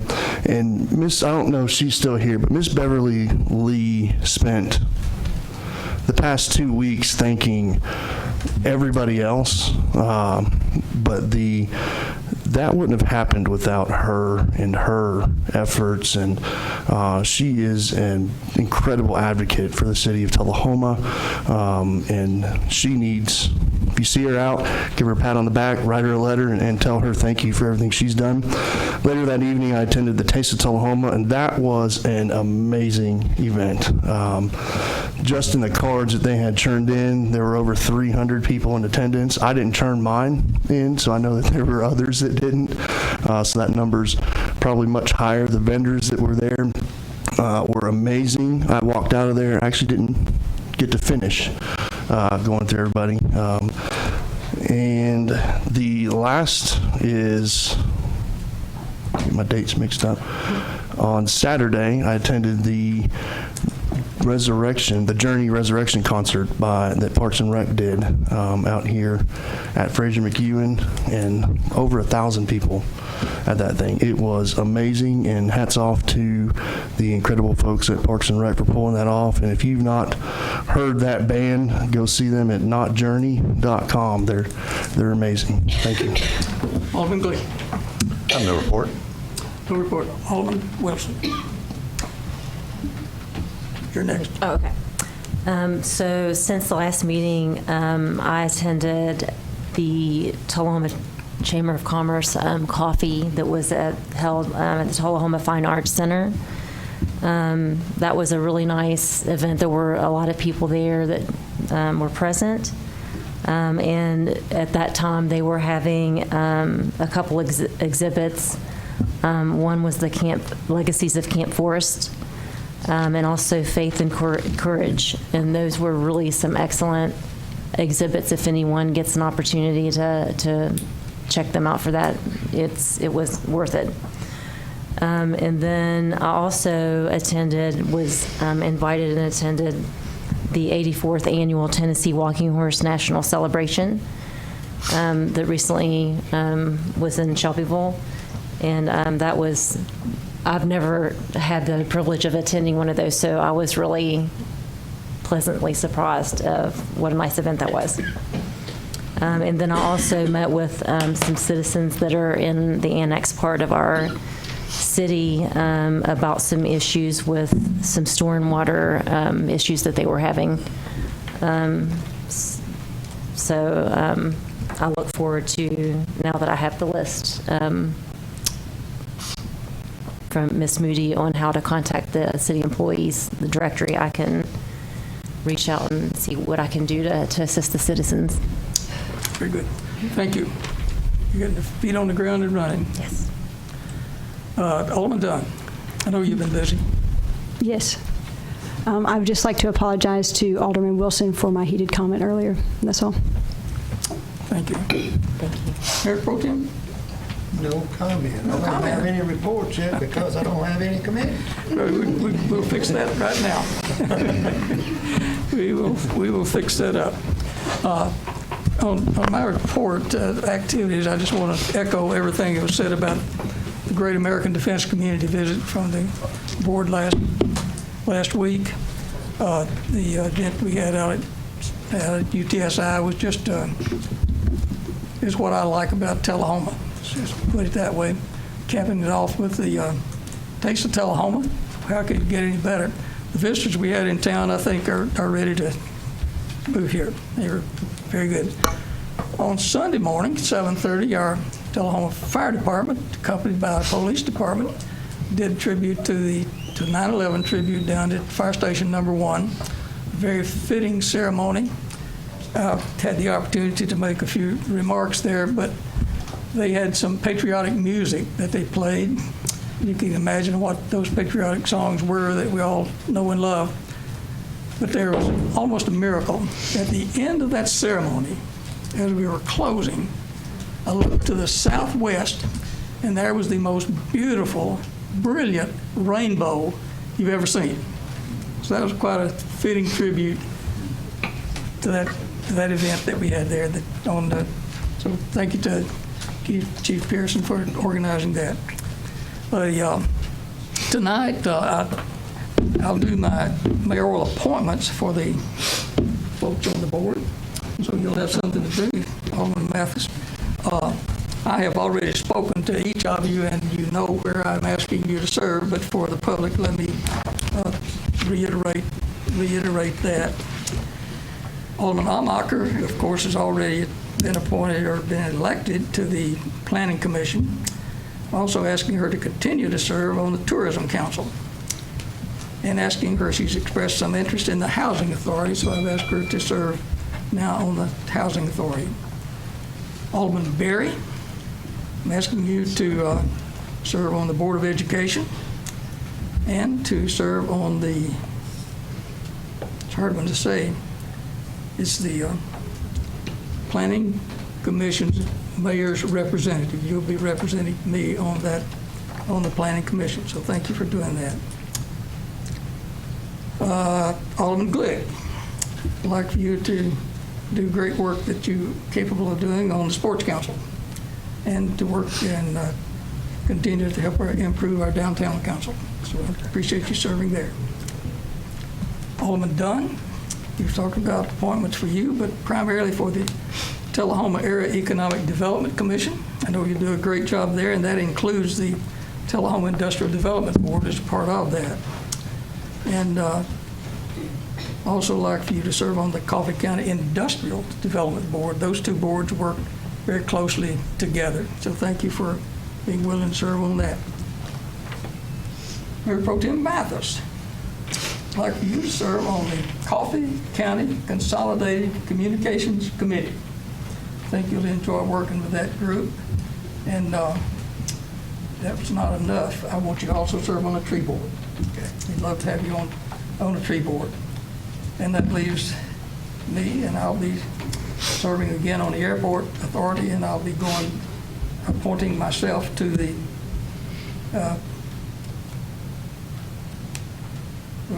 TUA, is what Tullahoma Utilities Board. So those, and for each of you, so you know where everybody else is. And me, don't forget me. Ms. Wilson. Ms. Wilson, Don't forget me, please. Well, excuse me. I do have you on here. you had expressed an interest in the Arts Council. Yes, sir. And I've got you serving on the Arts Council. In conjunction with that is Go Green Tullahoma. So I think you'll enjoy those appointments. So thank you, all of you, for being willing to serve, and pass around and see if everybody's got it. Take one and pass it. Thank you.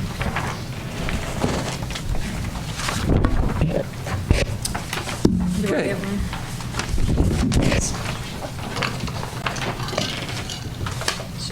And another mayoral appointment is to serve as a remainder of an unexpired term on the Planning Commission, on the Tullahoma Regional Planning Commission. I've appointed Alexander Rice to that board. I think Alexander will do a great job. He doesn't have an agenda. He's gotten up to speed pretty quickly on the comprehensive development plan, and understands the Planning Commission has some challenges, and he's willing to accept them. Also like to do a mayoral reappointment of Pam Bussell to the Tullahoma Housing Authority. That's for a term ending in 2027. Pam does a great job working with that group. So the next one is the tree board appointment that you've asked to put on an agenda item tonight, which we'll do at the end of our new business section. So that includes my report from the mayor. We'll go now to our report from our city attorney.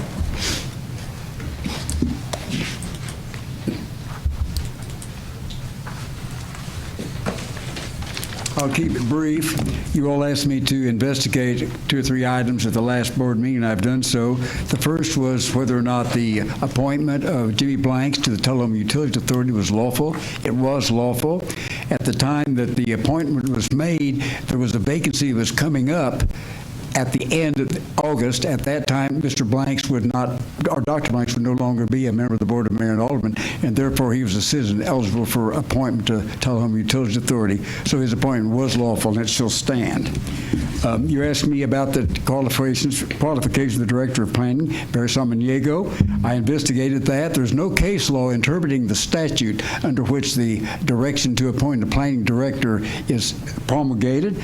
I checked the statute. I looked at some other jurisdictions as well, and I find that the language in that statute is a little bit vague, but because she has in fact been a member of the Institute of Certified Planners before, she's therefore qualified to be a member of that. She's also experienced in city, regional, and state planning, and educated in related fields, and therefore she is eligible for and is a qualified city planner.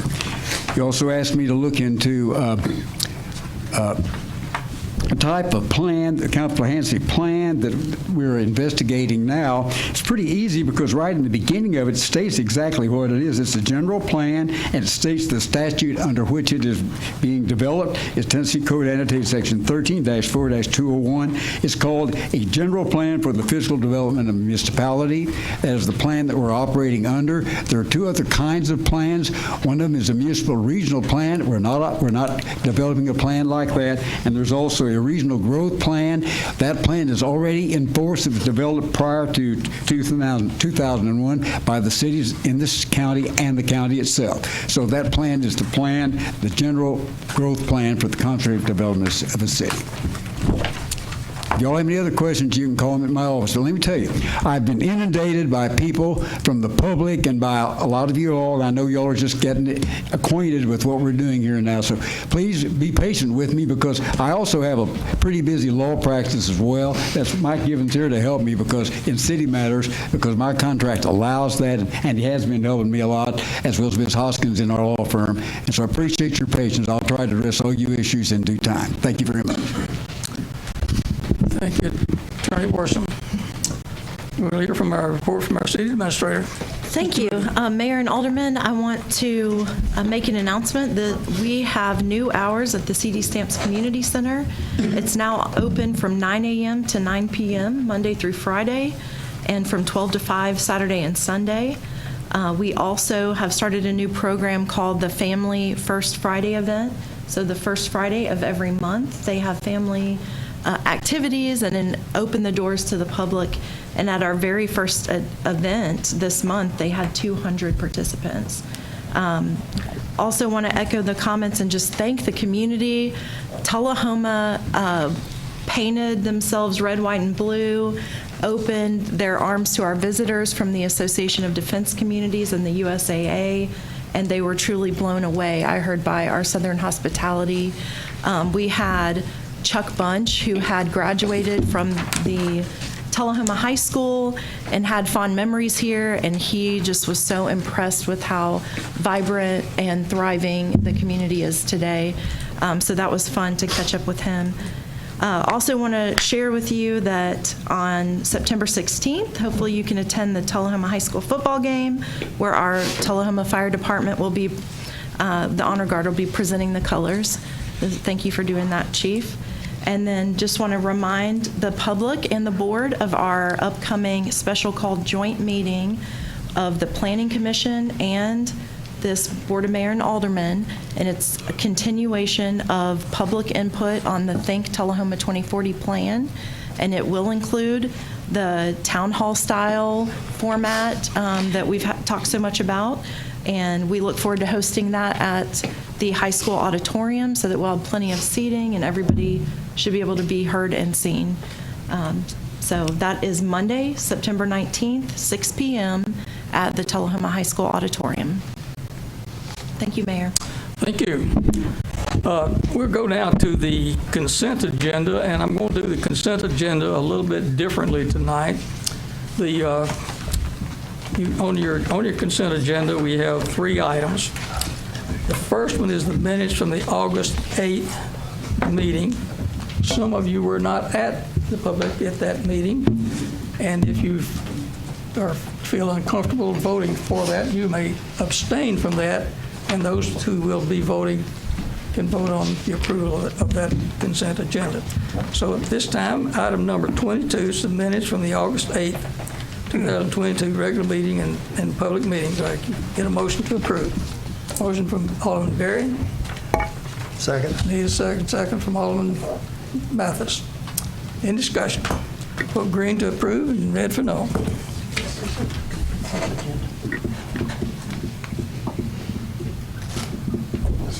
I'll abstain since I wasn't there. Or just that one? Wilson and Glick abstaining. Okay. Then those minutes are approved. Mayor, I'm sorry. Yes. Point of person. May I use the restroom? I'm doing the Why don't we dance. take a 3-minute break? Okay. A 5-minute break. Okay, we'll be in recess.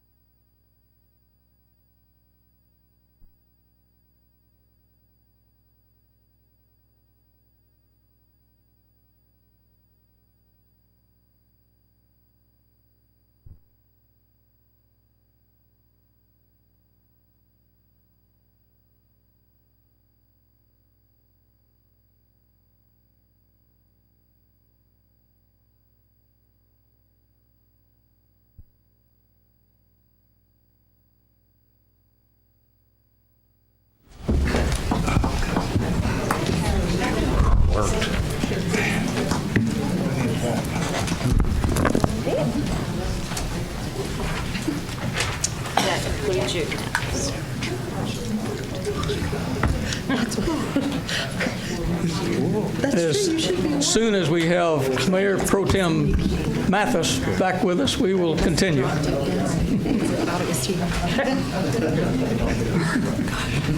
The second item on the agenda item is a consent agenda item. It's the minutes from August 22nd meeting when we were all present, so I'd entertain a motion to approve item number on the August 22nd meeting.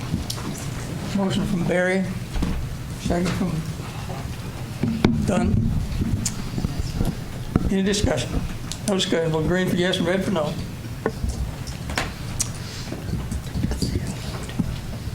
And that passes 7-0. Going on to the final item on the agenda tonight is to consider the approval of the annual appointments to the organizational representatives of the Tullahoma Arts Council. And that's a very straightforward item, so I just entertain a motion to approve. All from Barry, second from Dunn. Green for yes and red for no.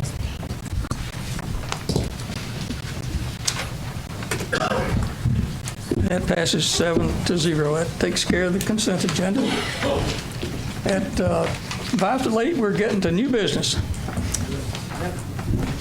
Okay, we have a resolution. Let me flip the page.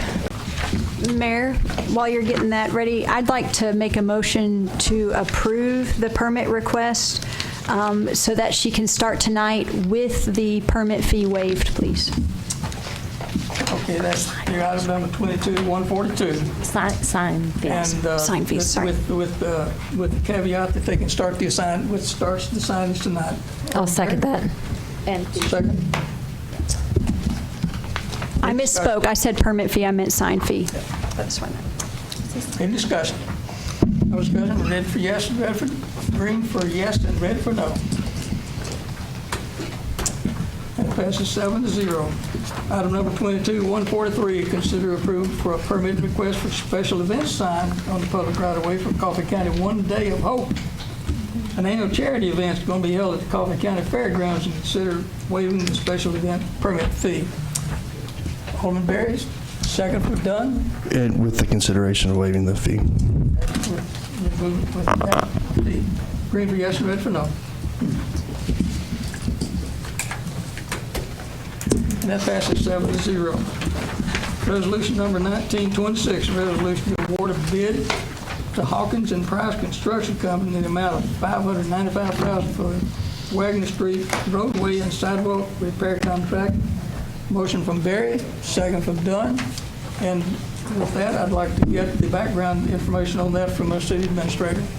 Thank you, Mayor. This is the portion of Wagner Street between North Jackson and our Public Works facility. So that's probably what you're most familiar with. So it's a well-traveled route for not only Public Works vehicles, but also any of our city fleet that are worked on by our mechanics out there. Also, it's highly trafficked for the sewer plant. And we noticed back in fall of 2020 that we were starting to see the metal culverts deteriorating and starting to collapse the sidewalk and the roadway. Today, if you travel out there, that road is fully closed to traffic.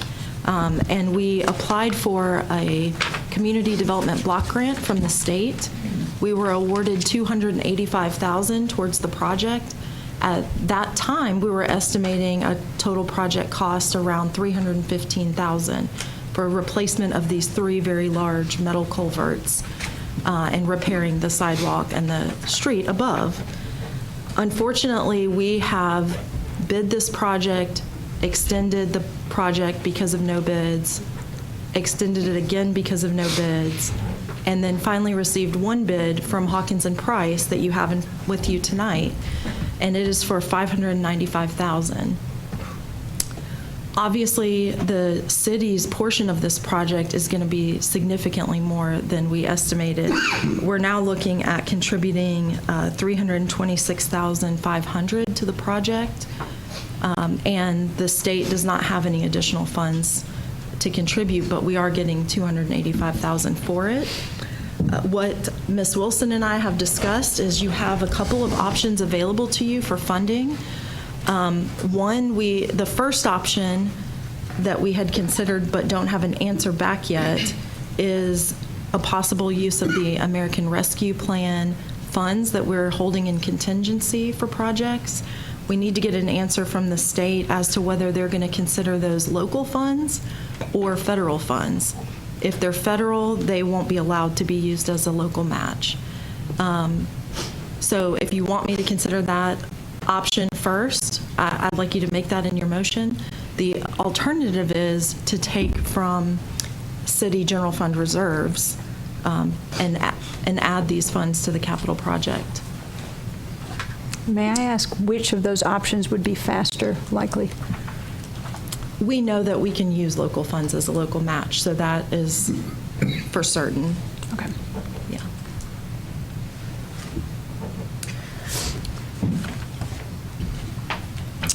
I'm sorry, do you have any questions? Alderman Berry, you introduced the motion. You go first. Alderman Allmacher, any comments? What was the timeline for putting the bids out, and how much time just forgive my ignorance, but how long were they out for? Like, how long have we been trying to bid this project? Do you know the answer to that? Do you know the answer to that, if I introduce you?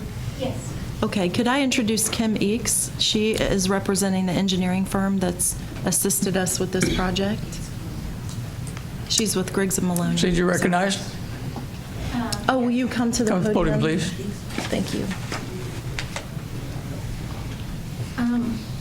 The project was advertised previously in the spring. The original bids were taken, I believe, May 28th, and we had one plan holder. That plan holder decided that they could not manage that size of a project, and they did not submit a bid.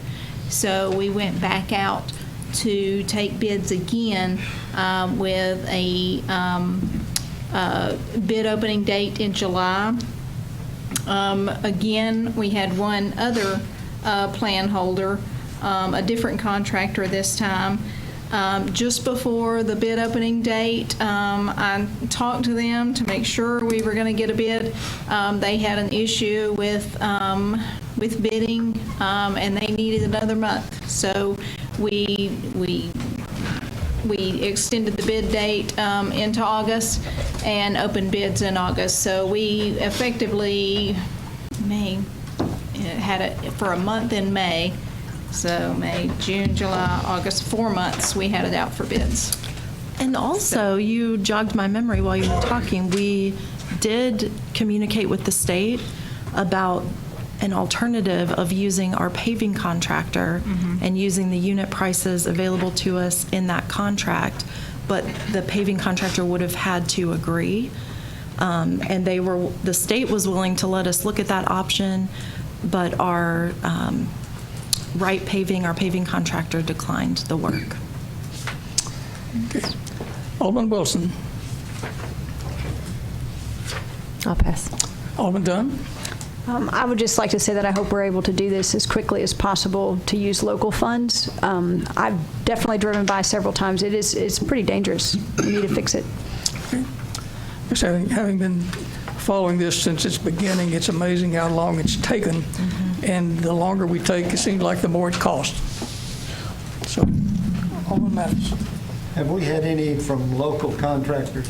Did they give bids or not?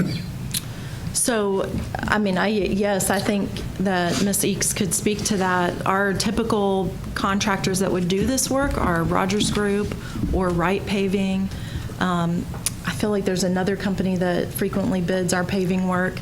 And my understanding is that even though this is such a significant size of project for Tullahoma, they are busy with work and they're having trouble getting laborers to do all the projects that are being bid right now, and we just couldn't find willing parties to bid. We spoke extensively with Prince Brothers, with Tinsley, and Kerber's is a group that we had hoped would bid on it. The company Hawkins and Price is in Ward Trace. They're relatively close. We did talk with Rogers Group and had hoped that they would bid. Yes, we talked frequently with those people and tried to get them to bid, but all of them were very busy and just couldn't find it in their schedule to bid on the project. Alderman Glick. I have no comment. Alderman Almacher. Yeah, my family's background is primarily in construction, and you put this out to bid probably at the busiest season of bidding and projects. I do think the project needs to be completed, but I am concerned with the price, and I think that if we put it out to bid now for perhaps another 30 or 60 days, these other projects may be getting completed, and maybe perhaps we would see other bids. I don't know that I'm comfortable with the increase in price to that extent. I would maybe be more comfortable with waiting 30 days and keeping it out to bid for another 30 days, and then at that point, going ahead and taking this bid. Alderman Wilson, do you have anything else? I do not. Alderman Dunn. I'll just reiterate, the trend has been the longer to wait, the materials particularly are continuing to go up, and I would certainly like to see this project completed as quick as possible. Can I add one other comment? Motion, you have the last word. Ms. Eakes was asking if she could make one other comment, Mayor. I'm sorry. Just for your full information, also, the grant that this is under is titled an imminent threat grant. So I'm not sure what the ECD's,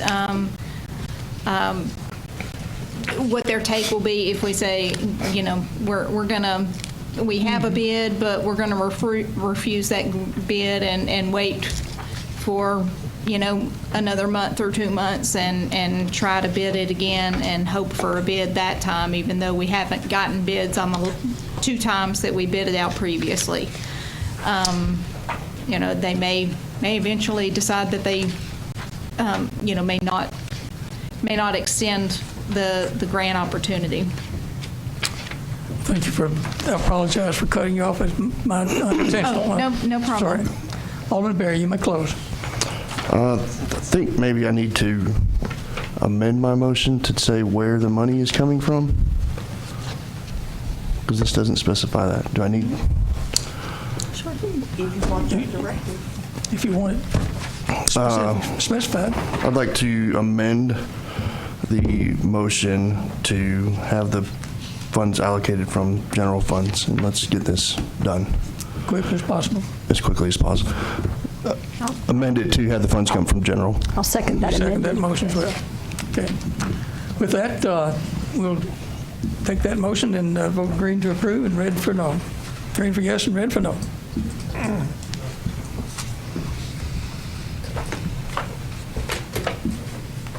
And that passes 6-1.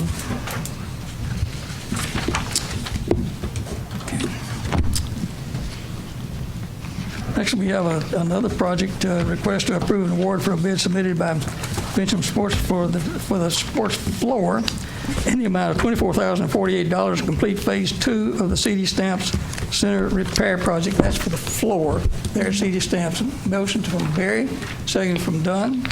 And with that, we'll get background from Ms. Moody. Yes. Just for your information, Phase 1 of the project was repair of the block wall and repainting of that wall and the interior of the gym at CD Stamps.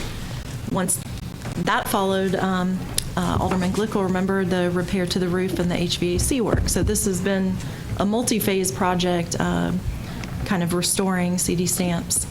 And this is the last item on the list to repair the gym floor and repaint. And it will be repainted with pickleball court lines. So there will actually be 3 pickleball courts on the gym floor for people to use. Alderman Berry, you introduced the motion. You go first. Glad to see this on the agenda. It's on the agenda. Alderman Hallmacher, any comments? Has this project already been completed? This project, I do believe that the project work is completed. However, that vendor started the work without an approved contract. We had received the bids, but it had not been carried to the board or any contract executed. So, all I can say is I don't know why they started the work without a signed contract. Is it your job to oversee that? I would say yes, but I obviously rely heavily on my department heads for their different areas of expertise. And I feel like, in a sense, our internal checks worked because we didn't execute an agreement without the board's approval, and we didn't spend even $1. No invoices have been paid. I think that's part of the reason that this wasn't caught earlier, is they did the work and then invoiced us for the work in one invoice. And just unfortunately, if you look back at the February agenda where phase 1 of this project was approved, it talked at length about both phases of the project. We had bid both phases of the project at that time, but we had only received responsive bids on the first items. So it had to be rebid for the gym floor, and it was just an honest mistake that I think Dave Anderson admitted to me. He just made an honest mistake. He thought that he had the board's approval back in February when he got the block wall work and the painting approved, and so he just moved forward with the contract, and we're now backing up, making sure we get the board's approval. Why was that not disclosed in the agenda packet, and why am I having to ask the question? I feel like it is disclosed in the agenda packet. It talks about after one round of bidding, receiving no bids, the Parks and Rec Department rebid the project, received one bid on May 16th. I'm talking about the work being completed first. What if we choose to say no right now because of the other expenditures? Now we have set the city up for litigation for a vendor that's already done work that is going to expect payment, correct? Yeah. I feel confident that we would win that case because the vendor shouldn't have begun work without a signed contract.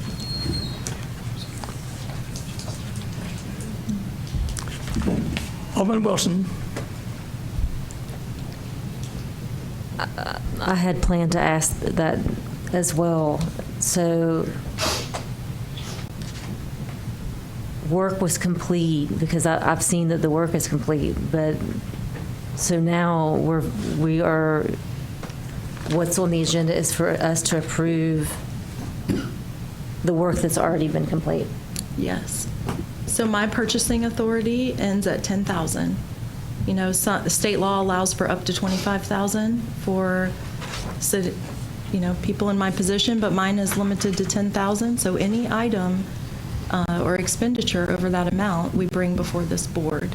And what typically happens is when we accept bids, just like the item previous to this, we ask you to award the bid and authorize the mayor to sign the contract with the vendor. And that's the step that was missed. But once the work was invoiced, of course, the director realized, well, wait a minute, where is my PO? How do I get this invoice paid? And neither he nor the vendor realized that they were working without a signed contract until it was time to pay the invoice for the work. And like I said, I reviewed the February agenda item pretty closely, and I can see where I feel like it was a very honest mistake because, again, the agenda memo at that time covered in detail both phases of the project, but it did only award the bid at that time to the vendor that did the block wall and the painting. And it did not award a bid because we hadn't received one for the gym floor. Alderman Dunn. Of course, we could deny this and very well not pay the contractor for doing the work. He failed to get approval for this phase, but I don't think it's the intent of this board to deny a contractor who's done a great job, for that matter, to do the work. So I certainly support the motion to approve. Max. Agree. Okay. Alderman Cliff. I've got a real problem with this because I feel the agenda item, it doesn't say anything about, if you're going to be upfront and clear and honest, you would say in this agenda item, we made a mistake, we didn't get this approved ahead of time, the work has been done, it was staff error or whatever you would say, we're asking for this approval on the back end. But it does not say that at all. It acts like we want to get started on doing this work. So I believe it's, I don't know if it could be fraud or what you would call it, but it's definitely dishonest. And I believe that's out of order.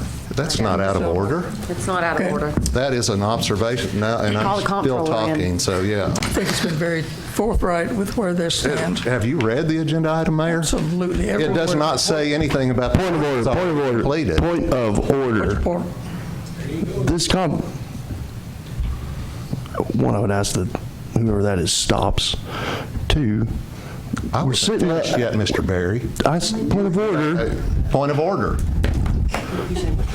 What's your point? My point is, this just got way out of control here. You are the mayor, and you control this, and so the back and forth, you can say stop. Period. Can I ask the city attorney a question?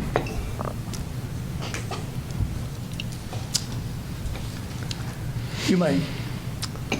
Mr. Worsham, who would be the proper authorities that would investigate this to determine the legalities, or how would you proceed on this?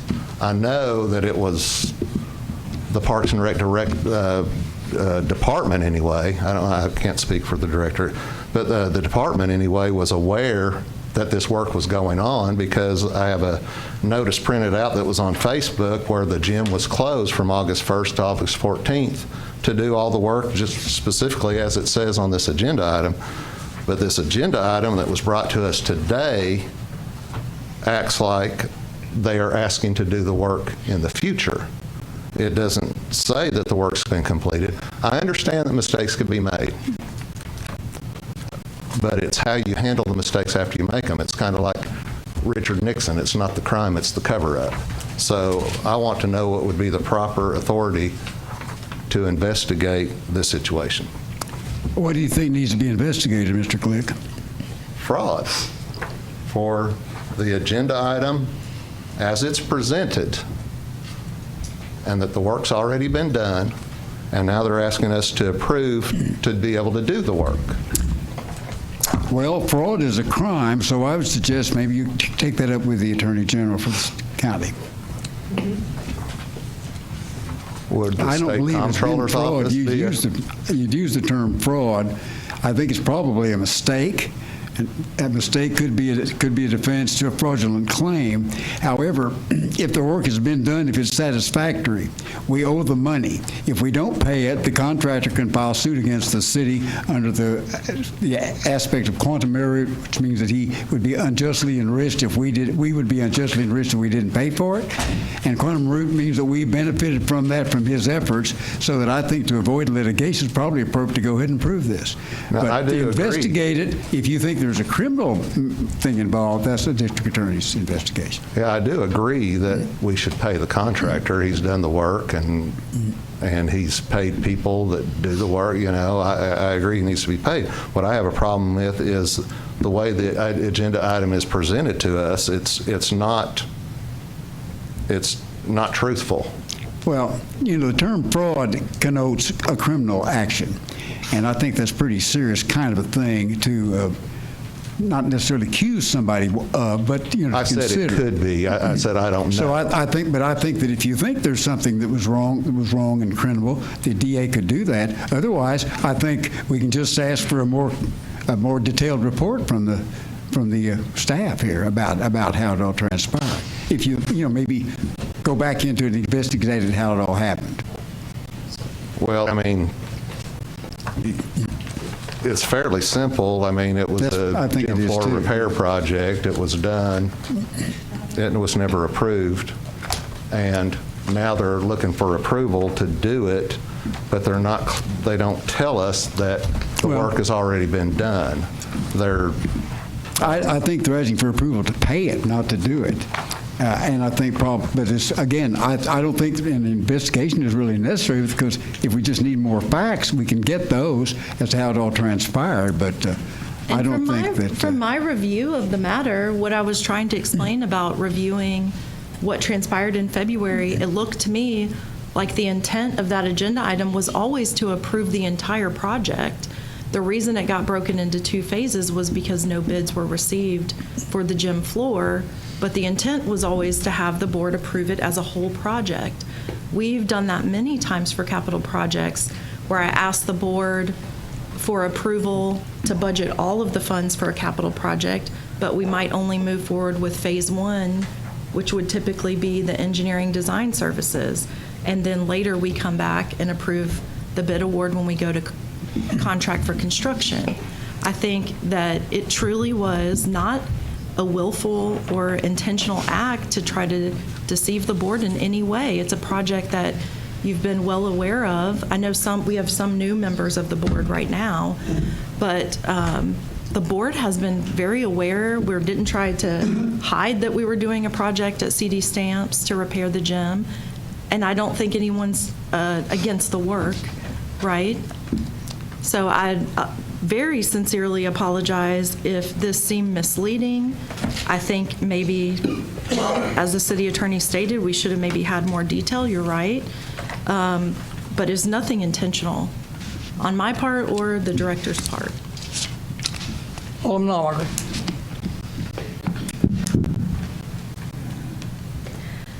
I actually made an A in contract law.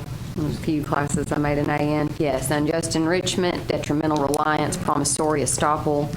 Your legal estimation, Ms. Moody, a few minutes ago was very inappropriate and also misleading in itself, that we would not have to pay out the contract. We would definitely lose in a lawsuit on that. And I'm sorry, I did not mean to infer that we should not pay. Please let me take that statement back. That was not a wise thing to say.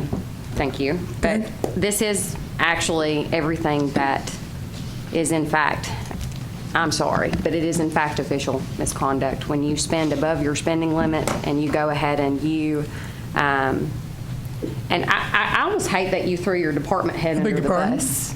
Nothing has been spent. Who are you addressing? I hate that. Okay, Mr. Mayor, I hate that the department head was thrown under the bus a little bit, because I do believe he could probably plead ignorance a little bit and being new and that he didn't understand that certain things hadn't been done. It comes back to our city administrator understanding and knowing what had been approved, what had not been approved.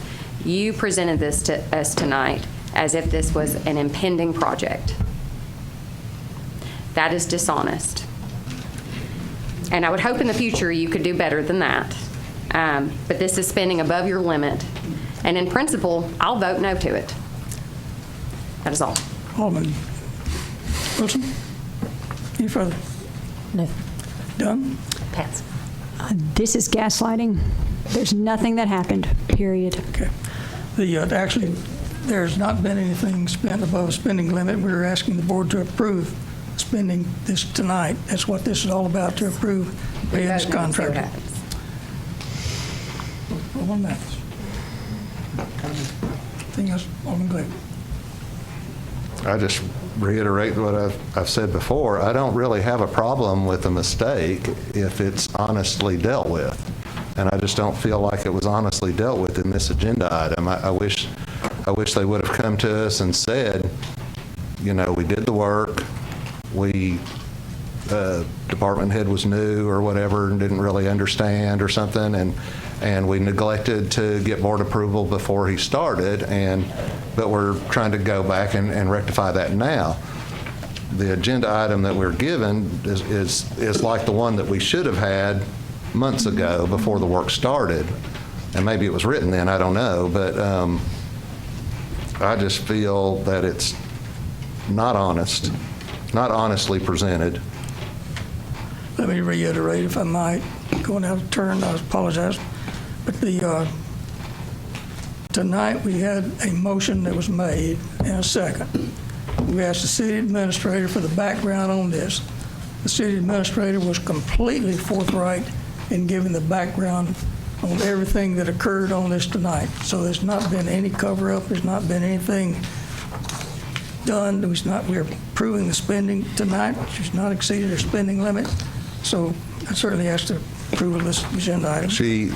It was initially when the item was discussed, it wasn't, that information wasn't given. It wasn't given until they asked, or Alderman Almacher asked, if the work had been completed on this project.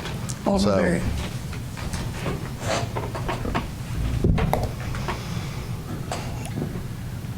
I disagree with the terminology used, the dishonest and fraudulent. I think mistakes happen. I do agree, though, that in the future, I would like to, I didn't know that it was already done, and I was under the assumption that it was happening. And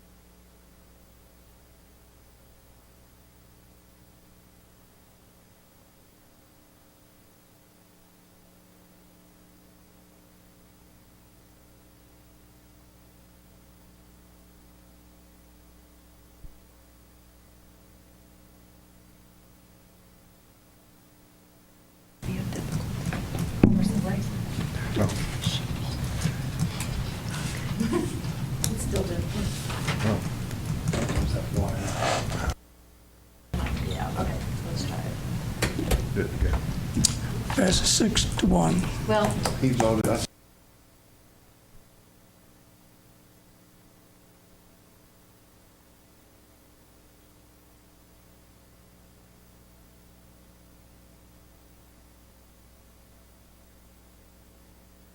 Item number 22, 145, to request an award submitted by Lou Inc.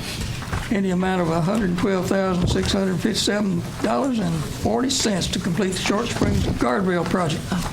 Detail on that's on page 89 for your reading pleasure. Get a motion. Motion from Barry, second from Dunn. And the background on that from our city administrator. Yes, and there is an illustration for you on page 92 in your agenda packets. This is a project to install a guardrail along Short Springs Road leading up to our Short Springs natural area. This is a TDOT state project that has really been snake bit, I think, with delays, mostly environmental review-related delays. But we're excited to say that we have received a bid from this company, Lou Inc., that's willing to do the work, and hope to move forward with installing the guardrail.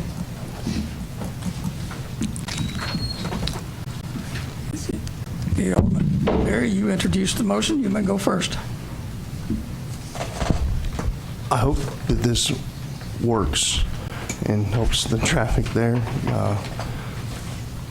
Because I don't know if you guys have been there during busy season, but it's almost impossible for the residents to get through. So hopefully we need a parking lot there. Alderman Almacher. I have no comment. Alderman Wilson. This is kind of just a general question, like general I don't know question, but it says the funds will come from a specific account. Do we just have separate accounts for every project? We typically, Ms. Wilson does assign a separate capital account number to each project in our capital fund. Yeah. Alderman Dunn. And this is, again, a sorely needed project that I'm glad that we could get some bids on this. We had a little trouble getting bids, but finally did. So I hope we can approve this and make our Short Springs Road a little safer. Alderman Mathis. Alderman Clegg. I'm in favor of it if the work hadn't been completed yet. Go ahead. Point well taken. Alderman Berry. Excuse me. Alderman Almacher. Alderman Dunn. And I have no further comments as well. So anyway, we're agreeing to approve this project and read for not approving.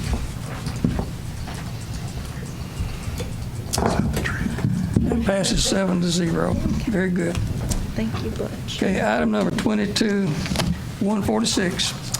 Request to approve an amendment for the facility use agreement with the Tullahoma Swim Club, the Tullahoma Middle Swim Team, and the Tullahoma High School Swim Team to utilize 5 lanes at D.W. Wilson Community Center Pool for practice and allow 1 lap lane to be utilized by the public during practice time.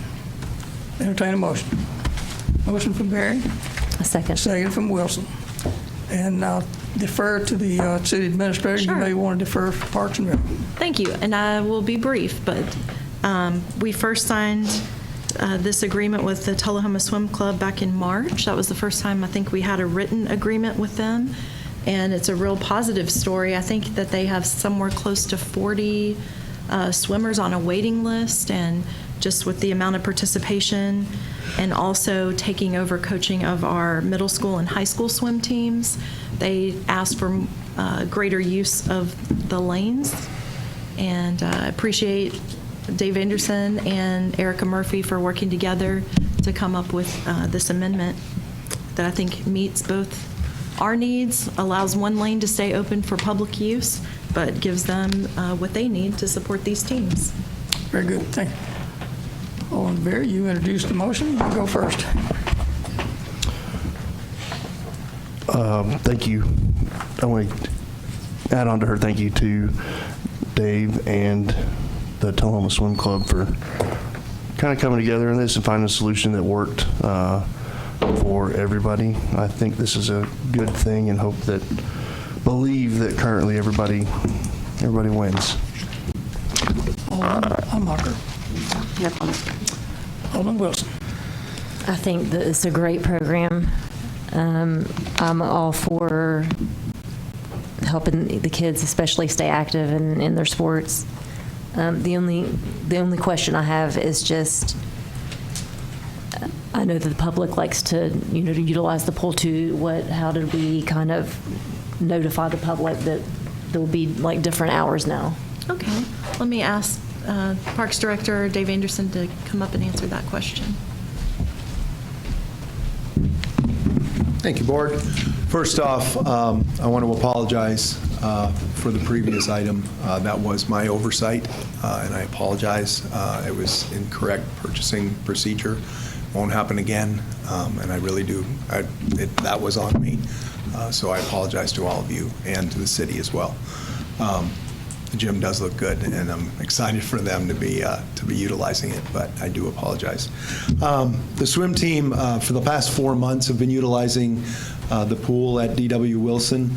We've also been monitoring the usage from the public, and because of the lack of usage, I guess, for the 3 lanes that we were using, we've determined that the 1 lane will be sufficient for right now. The great thing with the agreement is that it'll roll over every year, so we're going to revisit it in March, and if there's significant need, or if the public or if the citizens of Tullahoma express the need for more lanes, we'll revisit that in the spring. But I think after, reviewing the usage over the summer, I think this is appropriate, especially during the swim club time, to just open the 1 lane. I was just asking, just what hour how did we tell people, the public, that there'll be different hours due to Well, this? it's not going to really be different hours. It's just less Just the lanes one, that are okay. available. So previously, it was 3 lanes that were available to the public. Now it'll just be 1 lane that'll be available. So the hours don't really change. It's just the amount of lanes that are available for use. Did they reserve those lanes through our online system? They can reserve the lanes Okay. through our online, yes, through our Civic Rec program. Okay, so that's Thank you probably for how your just wouldn't want- professionalism. yeah. You're very welcome. I just wouldn't want the public to just show up and be like, oh, man, I'm all for the kids getting in there. Sure. I was just concerned that, and I don't know how much traffic that we get in there with the general public, but I would want the public to know there'd be less lanes during certain hours. Sure. And we can through our brochures that we give out to the public, it will express that there will only be 1 lane instead of 3. Thank you, Mr. Anderson. Alderman Dunn. Seems like a great solution to a good problem that we had people using the pool. Alderman Madison. Alderman Clegg. I was just wondering, I think it's a good thing arriving at this agreement. I wonder if there's some way we could put a mechanism in place where Dave could make those changes throughout the year as swim club has less people or more people without having to come to the board each time, and I don't know if it's that hard for him to do that, but sometimes it's easier if there's a easier mechanism in place where you could be more fluid and make the changes without having to come here. Maybe if we amend the agreement next year to include, a periodic review to where we would have the authority to make that change before. As agreed to by the club, of course. Correct. I think that could be arranged. Alderman Berry, you can close. Green for approval, red for no. Thank you. Thank you. It's approved 7-0. Item number 22-147. Consider accepting a grant award in the amount of $750,000 from the Tennessee Housing Development Agency for the 2022 HOME Home Grant Program with no local matching funds required. Get a motion. Motion from Berry, second from Dunn, and background, Ms. Moody. Yes, the home grant program, I believe this is our 4th award from this program as a city, and it's been very successful in the past. It's a program for low and moderate income homeowners to get necessary repairs made to their homes, things that are needed for code compliance, things like replacing windows, roof repairs. I've seen remodels of bathrooms, painting, porches, all kinds of amenities. We actually, in our last round of funding, we were able to do complete rebuilds on 2 structures. So individuals participating in the program were able to get a completely rebuilt new home under this program. Also, I just want to share with you, we do have a strong need for programs like this in Tullahoma. When we opened up the public meeting under the previous round of funding, we had more than 45 people attend that meeting just to learn about how to apply. And I'm sure many of those people, if you were not fortunate enough to be awarded under the last round, you'll be invited to participate again, update your paperwork, and hopefully be awarded under this round. The other thing I'll mention to you is for many years it's been a $500,000 grant award. And I think they're recognizing the rising cost of construction and awarding $750,000 this time. So we're very excited to be able to participate in this program. And then also want to share with you that this is one that is fairly easy on our staff to administer with the help of the finance department, because we use the South Central Tennessee Development District and their housing coordinator to review all the applications and administer the program. Very good. Alderman Dunn. Excuse me, Alderman Berry. Excuse me. I got an upgrade. This is amazing. That's it. Alderman Almar. Does South Central determine the award recipients, or do you? They do. It's a lot of criteria go into it, so I'm not prepared tonight to explain that, but when we have the public meeting, they actually attend and they explain all of the criteria that's used to score an applicant. There's a lot of factors other than income. It has to do with number of dependents in the home, if you have any disabled or disabled veterans, that gets you extra points. They also look at the needs and they rank the projects based on the types of repairs that are needed. So things that affect, I think, health and safety is going to rank higher than maybe just a window replacement or a exterior paint or something. And we've never had a complaint from a non-recipient over any sort of bias or anything, correct? I could not answer that. I don't know. That is all, Mayor. Alderman Wilson.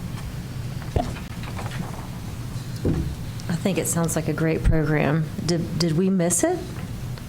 When I'm looking here, it says that we had to do, like, to set everything up by September 1st. No, we did not. My understanding, and do you want to speak to that, Jordan? Sure. Let me introduce my assistant, Jordan Wilkins, who's been working closely with this particular grant application. I think there's been a delay with the state is why those dates are what they are. Yes, I spoke with them because the time we received this to come on the agenda, y'all had already met. So this was the next agenda that we put this on. And so I informed them of that. And they've actually had delays with their system. So even if you approve this tonight and the mayor signs it, there's nothing to upload. They've not updated their system yet. So they're well aware of that. So the September 1st, that was what they initially said, but they're being very lenient on that because the state's having some issues as well. Yeah, I was like, oh my gosh, we've missed it. We're good. Alderman Dunn. I just want to thank our city administrator for doing this for the fourth year. If I'm not mistaken, this is about $2.5 million that's going to our most needy residents in Tullahoma. This is a huge economic boost, and this is a huge boost in dignity and seeing people for who they are. So, I've had the opportunity to work with the people from South Central and hear their stories about the projects that they've done, and it was educational for me to see what they're able to accomplish. So I certainly approve. Alderman Glidden. I have no comment. Alderman, how much can you pass? No, I didn't. Anything else? So we have not already applied for this, correct? No, we've applied, yes, we're being awarded now, so what you're doing tonight is accepting the money. We've already applied, you're just Okay. accepting the So money. the acceptance deadline was the September 1st, correct, that they moved back? Yes. Okay. Right, I think they originally wanted these contracts executed by September 1st, but they did not send it to us in time to meet that deadline. Okay, I understand. Thank you. Alderman Wilson. Obviously, I'm new at this, so I just want to understand that when the board approves, so like you apply for the grants, and then we approve when we receive the grants? That's how it works? Yes. We have to accept the grant. Okay. But as a board, we don't really, do you not notify us of what we're going to apply for to kind of get a feel of what? I absolutely do. So on every grant, there is no statutory or municipal code requirement to inform the board about applications. But obviously, we don't want to create a situation where you don't know what we're applying for, and then when the award comes up, you possibly decline it. That actually, while there's no financial obligation to the city at that point, it could create a bad reputation for the city with the potential funders. So what we do for transparency is I've started a practice this was not the city's practice prior to me, but for 4 years, I've set a practice with all the department heads that we typically have placed on the consent agenda, or approval to apply for grants, and we tell you the amount that we're applying for and what, if any, match requirements there are. So you know what the city's potential obligation is. And then also, I feel like it's great information for the public so they understand that we are seeking these opportunities. Sometimes there may be a year or more between when an application deadline is and when the actual grants are awarded. It's a lengthy process, especially if it's a federal source of funds, even those that pass through the state. So you, in the future, you should see those applications. We also, you'll see it with the next board meeting packet once a month. On that second meeting every month, we do a department reports packet, and that includes a grant tracker. It's a spreadsheet that Jordan Wilkins keeps up with for us. It shows everything we've applied for, everything we've been awarded, and then we keep anything, even if it's completed, until the end of that calendar year, so you can see what's rolling off. I do think that it's important to probably discuss it, though, and not have it on a consent agenda. Okay, thank you. Alderman Dunn. Alderman Mathis. Alderman Glebe. I have no comment. Alderman Berry, your last word. Vote green for approval, red for no.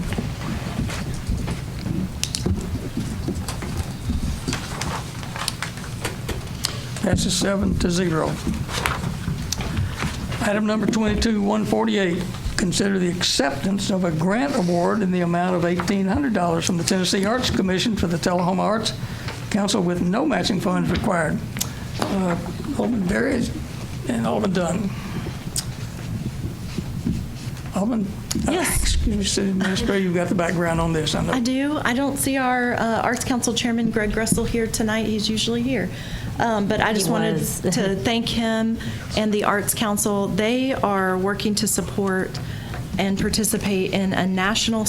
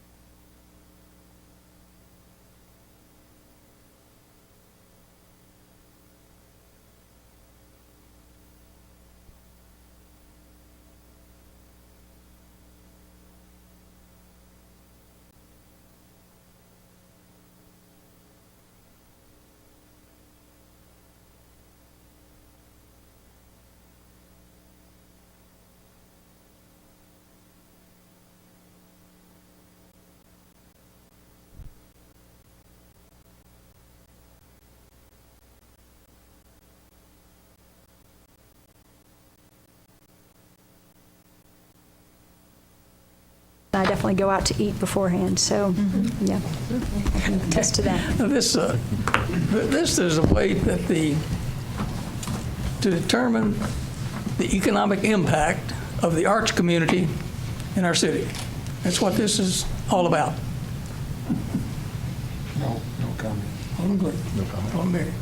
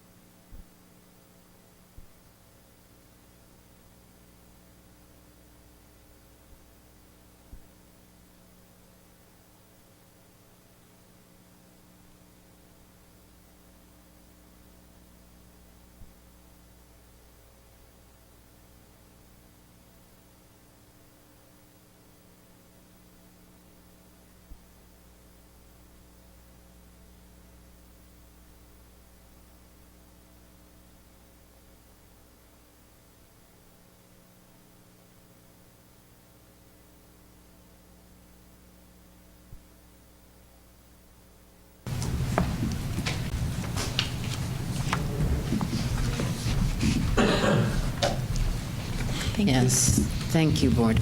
We will be using the $3,000 to offset the cost of the turnout gear that is being purchased as part of a 3-year replacement program.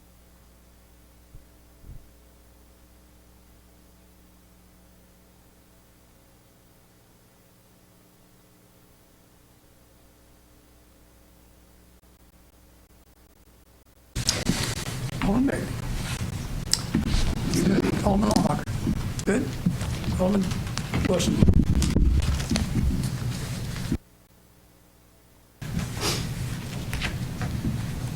No, I'll pass. Alderman Dunn.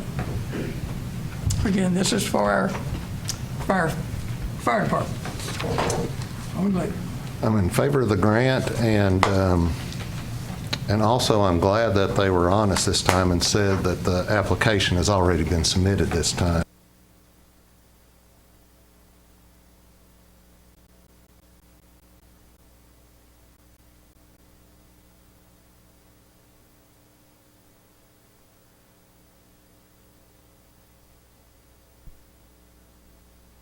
It says the application has already been submitted since it is time sensitive. And I saw that this grant opened on June 28th. So I wondered why that it wasn't brought before, but at least I'm glad that they said on here honestly that they had already applied for it. Alderman Berry. Any grants that require any sort of local matching funds or will require any maintenance expenditures post-grant application, should we receive them, those should be brought to the Board of Mayor and Alderman. That's all. Alderman Wilson.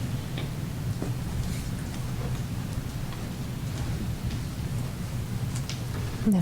Alderman Dunn. I believe our city administrator has a $10,000 spending limit. No further comment. Alderman Miles. Alderman Berry. Vote green for yes and red for no.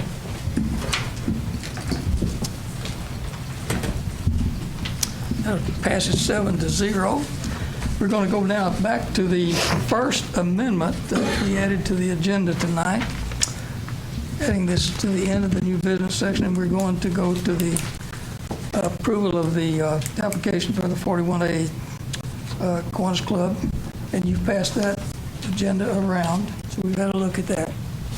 Alderman Berry. Mayor, I was going to ask if we could, these people have been here for like 5 hours, 4 hours. I was going to ask if we could briefly adjourn, open the beer board, handle their permit, and let them. I'll entertain that motion.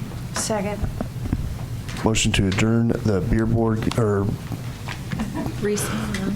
to recess from this meeting, open the beer board, and then come back. Vote green to adjourn this meeting, go to the beer board. Recess. Yes. Recess. Sorry. Excuse me, we're recessing.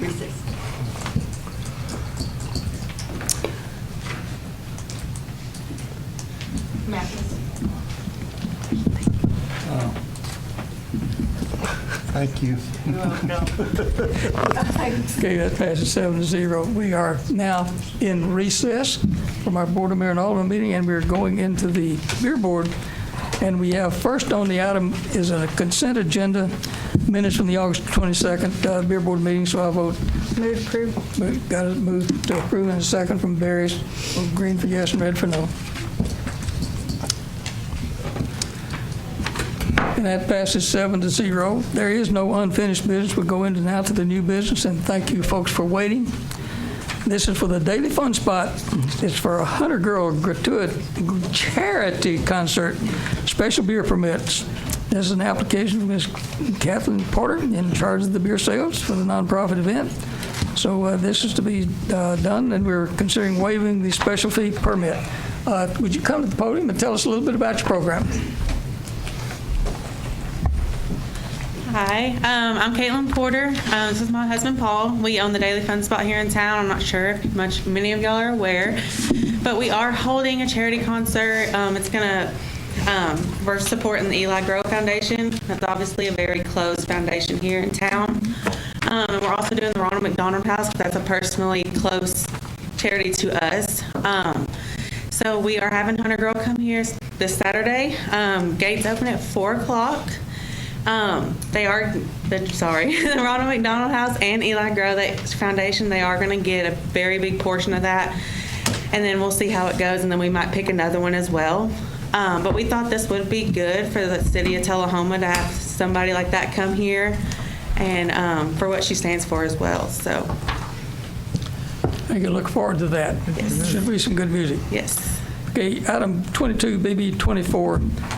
Entertain a motion to approve. Motion from With Barry. permit fee. Second from Dunn. Waiving the permit fee, please, and thank you. And we're waiving the permit fee as in the caption. Oh, gotcha. Green for yes and red for no. With that, that's approved, 7-0. Thank you for what you're doing for us. We love Hunter Girl. Absolutely, yes, absolutely. Thank you, guys. Thank you. You guys have a good one. Okay, we'll adjourn no other beer board items to come before the board tonight, so we'll adjourn the beer board and reconvene after recessing the regular board meeting. So first on the agenda tonight is to approve the 41A Kiwanis Club approval of their event, and that was passed around. Have you all had a chance to read it? Alderman Berry.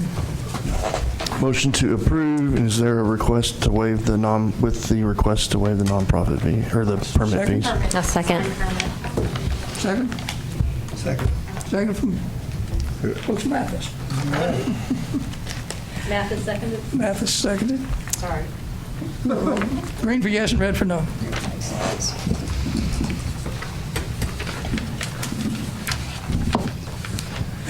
That is approved 7-0. Second on the agenda is let me figure out how to do this. We did a reconsideration of this agenda item.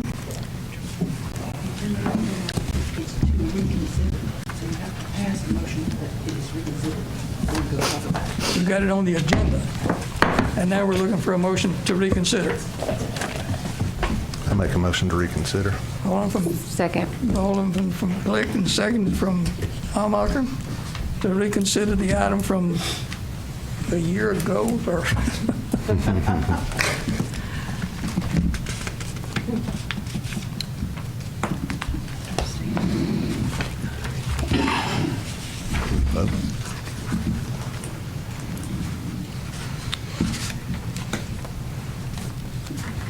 well, It would have been the last agenda item number 22-125. I've got it right here, Mayor.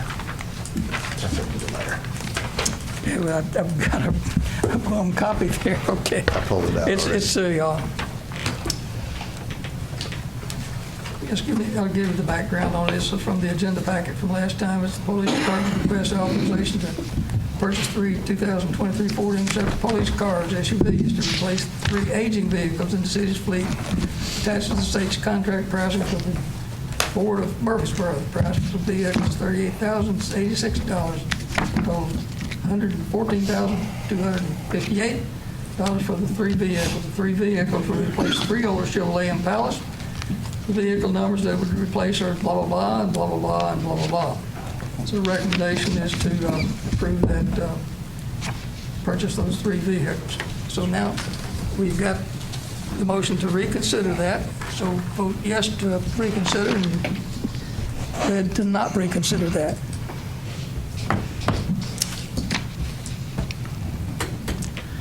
Okay, that passes 7-0. We've got that on the agenda now, that we're to reconsider this motion. I'll entertain a motion. If we don't have to, because it was already there. We just reconsider it. All we got to do is vote. You have to discuss it. Okay, you made the motion, you get to go first. I've talked to several police officers. They've said that it's imperative they have those cars. The cars they would be replacing are costing a lot in maintenance costs. Prices aren't going down in vehicles. I think it might be a good time to act as soon as we could to reduce the maintenance cost and take advantage of maybe a lower price. It might be new state contract pricing, but if the current state contract pricing is still the best deal, I would make a motion that we go with that. As long as we're going to get Alderman Berry. You're not making any. Oh, okay, well, that was my discussion. Alderman Berry. I 100% agree that our officers need vehicles. My understanding is one had to drive a personal vehicle up here to let somebody else use a vehicle. And I also agree that it is extremely time sensitive.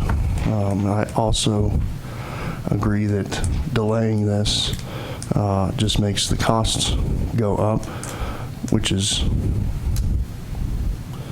kind of silly that we're even having this discussion tonight, since the item was on the agenda last week, and we go on from there. It just feels a little dishonest and pushy. I don't know. I can't vote yes. Are we voting on the actual item? I mean, I know that we need it, but I also want a number in front of me to know what I'm voting on, and I apologize to our officers but we're in this situation because of poor decisions last week, so I can't support it without having numbers in front of me. Hold on, Margaret. Poor decisions. I believe when this item came before us last year, I specifically asked for it not to be on the consent agenda, and I had multiple questions in regards to make, model, mileage, condition, show me the need, and I want to support the police department in any way possible. However, a purchase of over $100,000 should never be on the consent agenda. We should be having this discussion. And if I would love to have heard from the chief of police tonight, but whoever's here in his absence would like to make the pitch for these vehicles. And I'm under the estimation that we haven't already purchased them, correct? Did we purchase these? Are you speaking to the mayor, or are you speaking to me? I'm confused. I would like to ask the city administrator a question. Mayor, may I do that? Sure, you may. We haven't already purchased these, correct? Chief Williams is not here tonight because this item was not on the agenda. The department heads are required to be here when they have items on the agenda to discuss. I honestly don't understand what we're voting on. I don't know. That was not my question. We have not purchased these. To purchase vehicles based under the state contract pricing that was in the agenda packet last week, or if you're asking for state contract pricing that's not yet available. My question is, we have not already purchased 3 new vehicles. Obviously, we have not already purchased 3 vehicles that failed to be approved last week. Okay, that is all. That is all. I think that there were a few of us from the meeting last week that stressed that I don't want to see a lot of big ticket items and controversial items on. No, that's never been communicated to me. That is not true. It's never been communicated to me prior to making the agenda. Last week, I felt that I needed to I had, as I said, a lot of people, a lot of citizens that were... Point of order, I'm not really sure what we're discussing anymore. We're discussing the purchase of 3 police cars. So not whether or not it should have been on the consent agenda. Okay. So we only speak to the agenda item. Correct. Okay. Right, but I'm all for anything with our fire department, city services, our police department, 100%. The reason why that didn't happen last week was because there were a lot of highly contested items on a Point of consent order, agenda. Mayor. Point of order. Just. Oh goodness. But it was brought up. I know, geez. It was brought up by Ms. Moody. So yeah, that's what I wanted to say. Thank you. Alderman Dunn. I'm not sure what we're doing. The motion. I understand what's being presented, but I am not sure how we're supposed to vote as this is presented. So I'm going to abstain. You should not abstain. We just need to understand the motion, and I think we can restate the motion And what we're voting on is to approve the purchase of 3 police cars under state contract pricing. It's the lowest pricing that we're going to have available to us, and that's the motion. Okay. That's all. Thank you. And I pretty well covered my point. There is a need for the police cars, and I think the only thing we do by delaying is increase the price. Mayor Noes, I honestly, this is so unusual that I don't understand how the board can have the authority to approve a purchase without a number in front of them. You don't question our authority.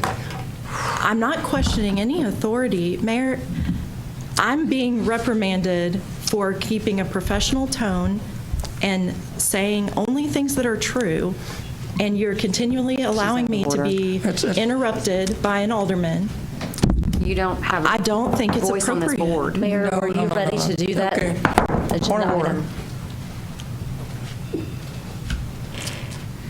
I'm not speaking as a board member. I'm asking for direction from this board so that I can do what you're making this an impossible job. No one could do this job without communication and direction.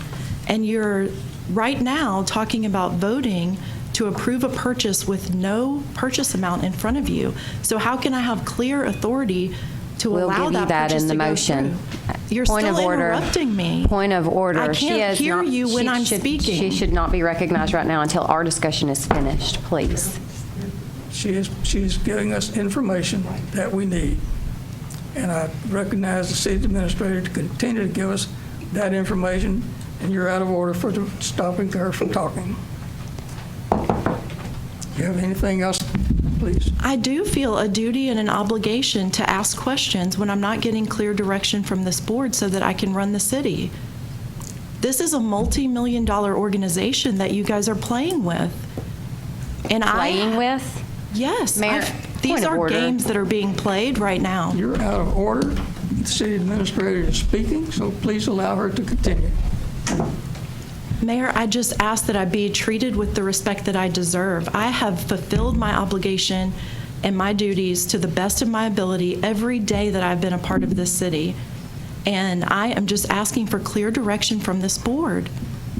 I don't think it's proper to approve a purchase for an unknown amount of dollars. And I'm telling you, the last conversation I had with Chief Williams was that the state contract pricing that was available when he drafted last week's agenda, that it has expired and that we don't yet have new state contract pricing. So while I appreciate the urgency and everyone's support to purchase these vehicles, we would love to purchase them, but let us prepare an agenda item so that you can do it legally. Would you allow that? Alderman Clegg, you made the motion. It's kind of funny that all of a sudden we're worried about getting things in the right order. But I would say, has things changed where it used to be to where when a state contract pricing expired, there was a new one already, there wasn't a gap in between. There was already a new one getting ready to take. Yes. So are you aware of the supply chain issues that have been going on with chips? We have not even received or been able to take ownership of the vehicles that we purchased last year. They're still sitting on a lot in Columbia because we can't get light bars for them.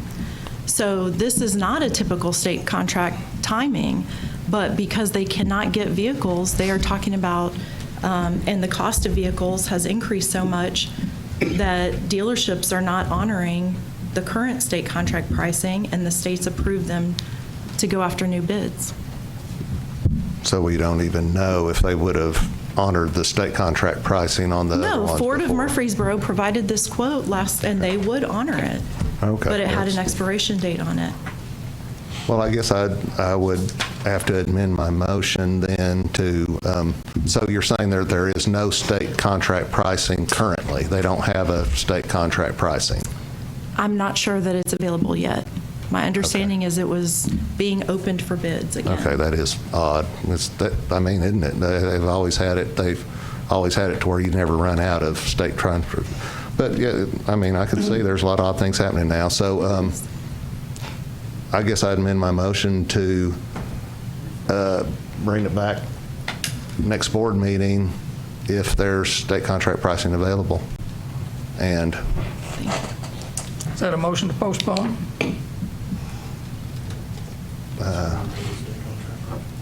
or I guess, yeah, just bring it back when it's ready. Motion to postpone until we have contract pricing. Second. Got a second to postpone until we have contract pricing. Green for approving the resolution to postpone. Red for no.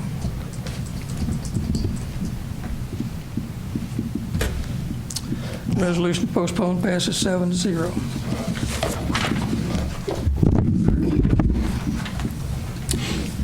Thank you.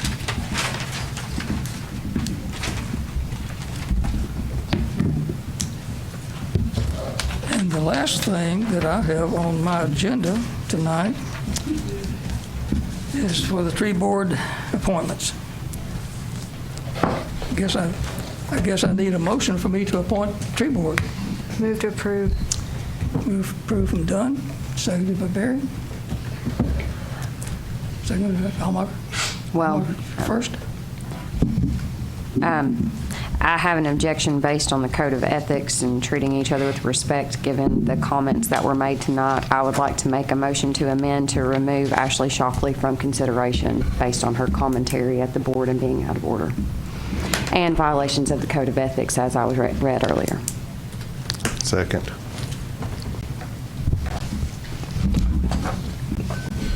A motion and a second. Comment? Yeah, it doesn't matter. It's your appointment, and so I'm unsure why we're. Other than by the code of ethics, we have the authority to remove.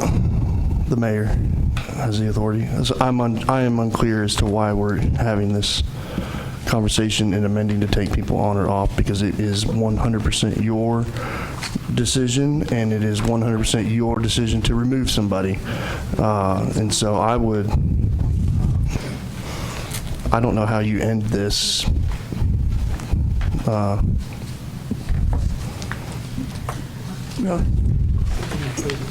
it's for free. There's no point in conversation. The motions are the motion is essentially out of order because it's a mayor's appointment, and I'm appointing the entire board as presented, with the including Ashley Shockley. Be no further business coming before the board tonight. The board will be adjourned. I thank the board for your